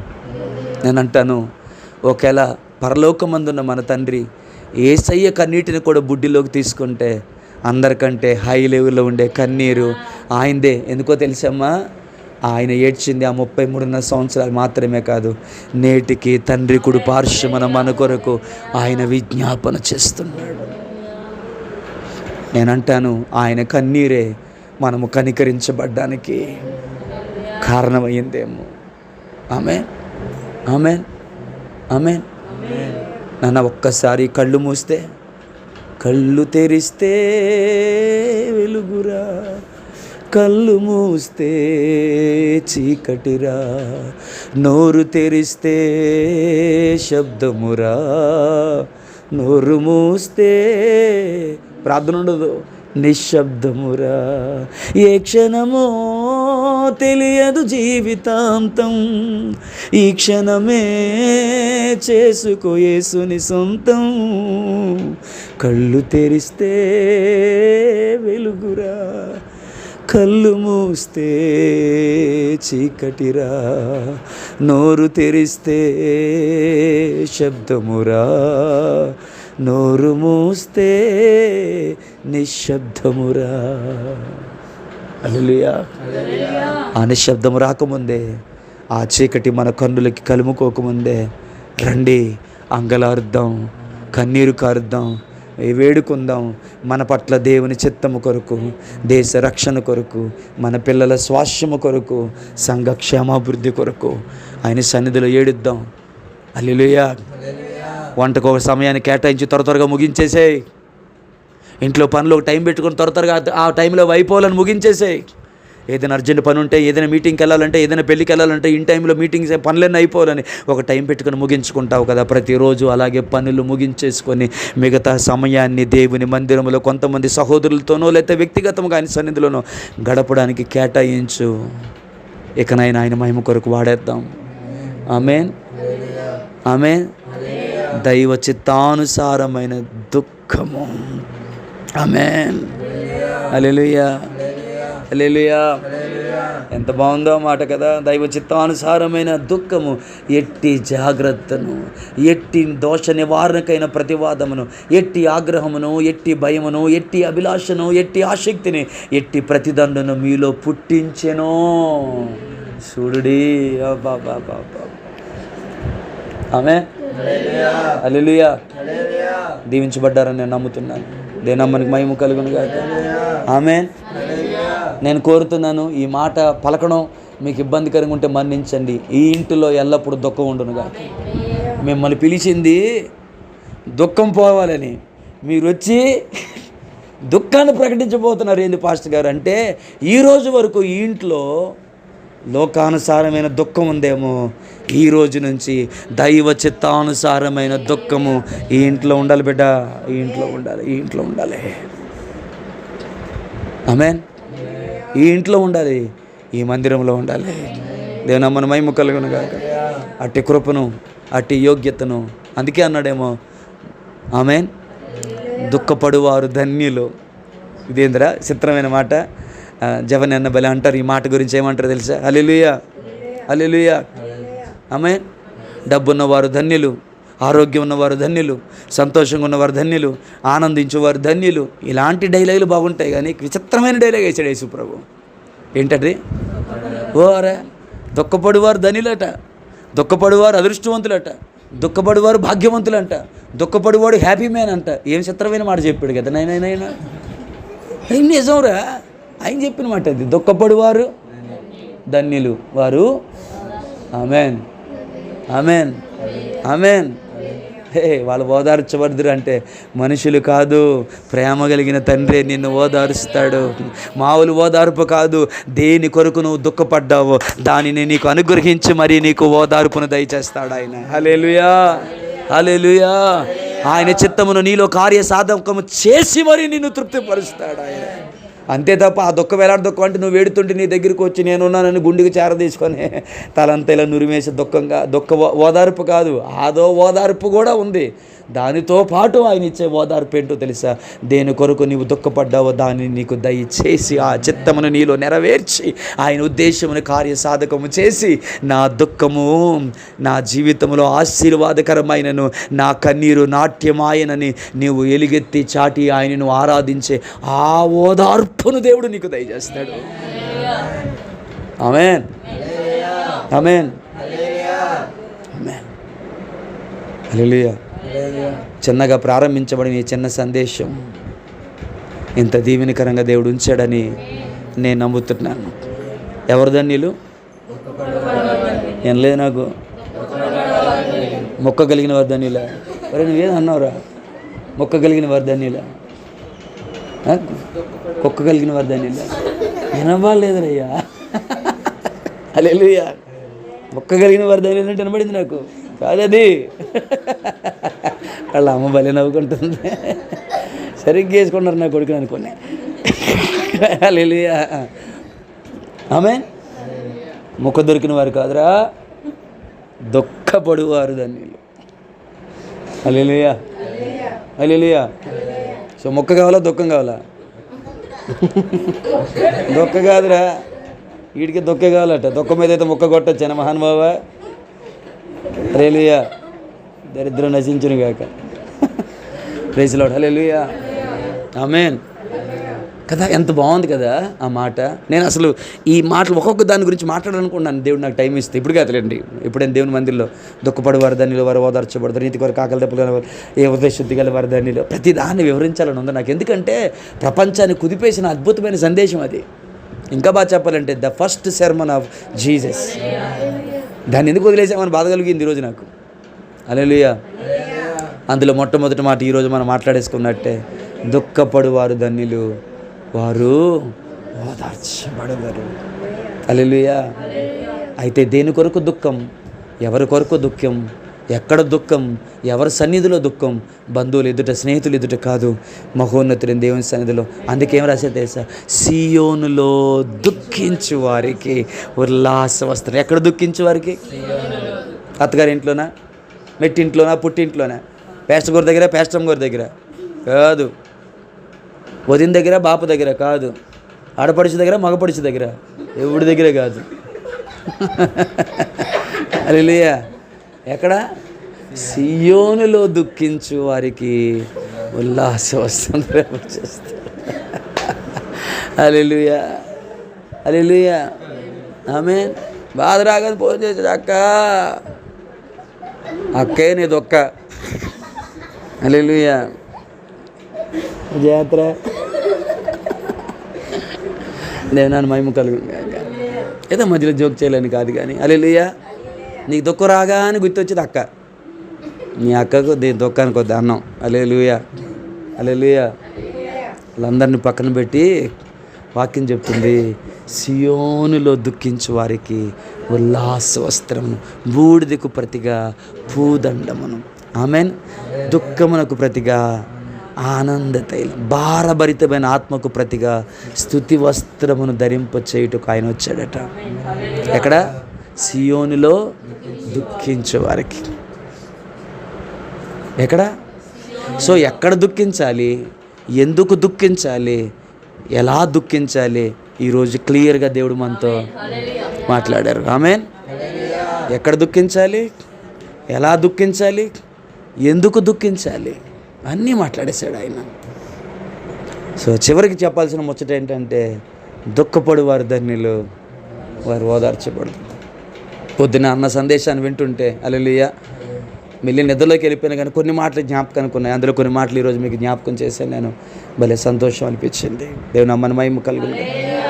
ఆమేన్. రైట్. పగలబడి నవ్వేవారుగా కాదు మనం ఉండాల్సింది. హల్లెలూయా. దుఃఖపడువారు ధన్యులు. ఇంకో విషయం చెప్పనా? ఏంటి సందేశం ఆగట్లేదు? ఇంకో విషయం ఏంటి తెలుసా? హల్లెలూయా. ఎప్పుడైనా సందేశాన్ని స్టార్ట్ చేస్తే అన్నిటికంటే బెస్ట్ పాయింట్ ఫస్ట్ ఉంటుంది. అవునా కదా? చెప్తారేరా? అన్నిటికన్నా బెస్ట్ పాయింట్ పైన ఉంటుంది. హల్లెలూయా. నోరు తెరవగానే స్టార్ట్ చేసింది ఏంటి?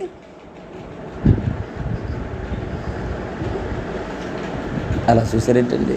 హల్లెలూయా, హల్లెలూయా. గట్టిగా చెప్దామా? మీరు ఎందుకో కొంత తేడా. హల్లెలూయా. ఇంకొంచెం మంచిగా చెప్తారమ్మా? Praise the Lord. Right right right. ఆ ఫస్ట్ సెర్మన్లోనే ఆమేన్, హల్లెలూయా, ఆయన ఈ మాటలు ఉంచుతున్నప్పుడు నాకు ఎంత సంతోషం అనిపించిందో. ఆమేన్. అప్పుడు ఆయన నోరు తెరిచేలాగా బోధింపసాగిన ఆత్మ విషయమై దీనులైన వారు ధన్యులు, పరలోక రాజ్యం వారిది. నెక్స్ట్ పాయింట్ ఇదే. అది అందుకు చెప్పడానికి అనమాట ఇదంతా నా బాధ. నెక్స్ట్ పాయింట్ ఇదే. నీతి నిమిత్తం హింసించబడి వారు ధన్యులు, నా మీద చెప్పడంగా చెడ్డమాడు పలుకున్నప్పుడు ఇదంతా తర్వాత ఉందట. ఆత్మ వేసే దీనులైన వారు ధన్యులు, ఇది ఫస్ట్ డైలాగ్ అయితే, ఫస్ట్ పాయింట్ అయితే. రెండో పాయింట్ స్టార్ట్ చేశాడు ఆయన. దుఃఖపడు వారు ధన్యులు, ఆమేన్. Praise the Lord. దీవించబడ్డారని నేను నమ్ముతున్నాను. ఆమేన్. రండి, ఇది మొదలుకొని బలము కట్టుకొని, ఓపిక ఉండట్లేదు, అలసిపోతున్నాం, ఆరోగ్యం సహకరించట్లేదు, పరిస్థితులు బాగోట్లేదు, కొంచెం వెసులుబాటు కలిగించుకొని ఉదయం సాయంకాలం దేవుని మందిరంలో జరిగే ప్రార్థనలో పాలు పంచుకొని మోకరించి గోజాడదాం, రోదన చేద్దాం, విజ్ఞాపన ధ్వని చేద్దాం, దేవునికి అంగలారుద్దాం, దేవుని సన్నిధిలో కన్నీళ్ళు విడుద్దాం, ఆయన సన్నిధిలో. రండి, నడుం కట్టుకుని ఆయన సన్నిధిలో ప్రార్థన చేద్దాం. అలాగే నీ వ్యక్తిగత జీవితంలో కూడా ఇలాంటి అనుభవాలు ఉండాలి. యేసుప్రభు గురించి రాయబడినప్పుడు ఆయన అందరితో చేసి ప్రార్థన కాదు రాయబడింది, ఆయన ఒంటరిగా గడిపిన ప్రార్థన గురించి రాయబడింది. ఆయన శరీరధారి ఉన్న దినములో మహారోజంతా కన్నీళ్ళు విడిచి ప్రార్థన సమర్పించి భయభక్తులు నిలిపినందున ఆయన అంగీకరించబడ్డాడు అని. హల్లెలూయా, ఆమేన్. దీవించబడ్డారమ్మా, దీవించబడ్డారా? దేవుని మహిమ కలుగును గాక. 3 పాయింట్లు ఏమి నేర్చుకున్నాం? మొదటిది, ఆయన ఒంటరిగా వెళ్ళాడు, అందరిని విడిచిపెట్టి. రెండవది, ప్రాణము తల్లడిల్లిపోయి మరణము పొందినంతగా ఆయన దుఃఖాక్రాంతుడయ్యాడు. ఆయన రక్తము చెమట వలె బయటికి ప్రవహించింది. అది మనం ప్రేయర్ చేయవలసిన విధానం. ఆయన మనకు మాదిరి.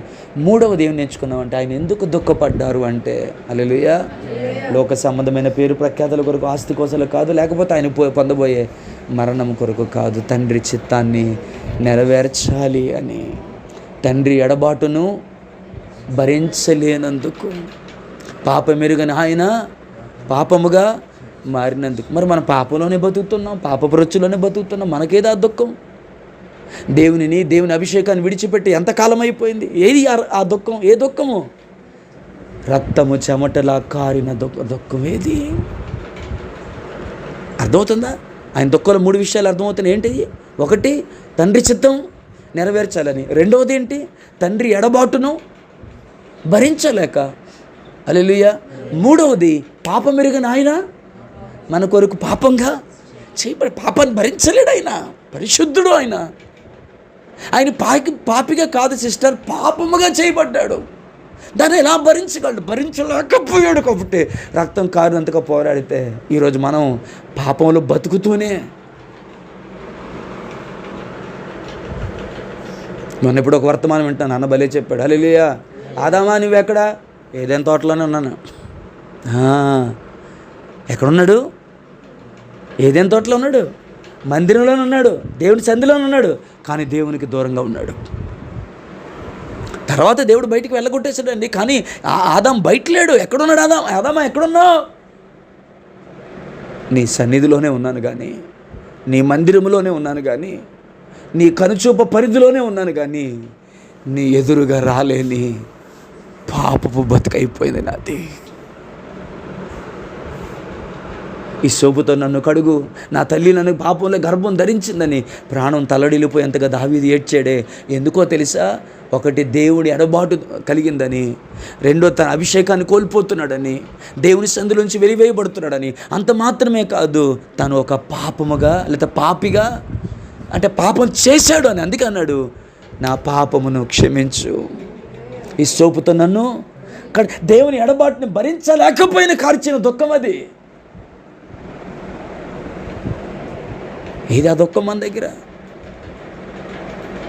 ఇక్కడ దావీదులో కానీ, అక్కడ యేసు ప్రభులో కానీ ఈ 3 కనబడుతున్నాయి. ఒకటి, దేవుని చిత్తం నెరవేర్చాలనే దుఃఖము.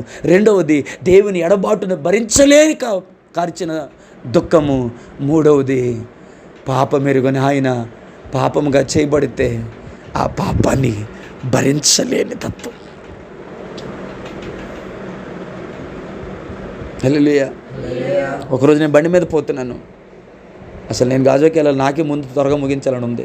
బండి మీద వెళ్తున్నాను నేను. బస్సులోంచి ఎవడో వాంతి చేశాడు. ఆ వాంతి నా మీద పడింది.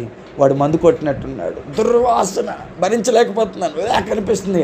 స్పీడ్గా 70-80 కిలోమీటర్ల స్పీడ్లో ఇంటికి వెళ్ళిపోతున్నాను. ఎందుకంటే త్వరగా వెళ్ళి స్నానం చేసేయాలి, డెటాల్ వేసుకుని మరి స్నానం చేసేయాలి. నేను భరించలేకపోతున్నాను.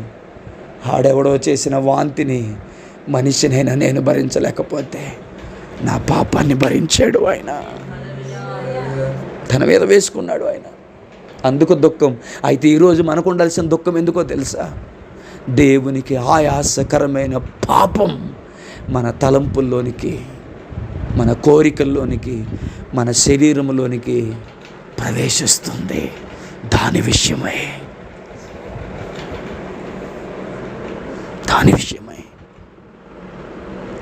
చెమట లేక రక్తము చెమట వలె కారునంతగా ఆయన సన్నిధిలో దుఃఖపడాలి. అట్టు దైవ చిత్తానుసారమైన దుఃఖం. హల్లెలూయా. ఆమేన్. దేవుని దగ్గర యోగ్యంగా నిలబడుతుంది. నాకు ఈరోజు ఈ మాట ఎంత నచ్చిందంటే, ఆత్మ తప్ప దేవుని దగ్గరికి ఏది వెళ్ళాలనుకున్నాను నేను. కానీ ఈరోజు అర్థమవుతుంది, నా కన్నీరుని తన కవిలలో దేవుడు దాచి ఉంచుతున్నాడు. ఎందుకంటే నా ఆత్మ కనుక తన నాలో పెట్టిన తన ఆత్మకు ఆయన ఎంత విలువిచ్చాడో నా కన్నీళ్ళకు కూడా అంతే విలువిచ్చాడా అన్నట్టుగా అర్థమవుతుంది ఆ మాట. ఎంత విలువైన కన్నీటిని వ్యర్థమైన వాటి కొరకు ఖర్చు పెట్టే వరంగా కాకుండా ఆయన మహిమార్థమై ఖర్చు పెడదాం. దేవుడు మమ్మల్ని దీవించునుగాక. ప్రార్థన చేసుకుందాం.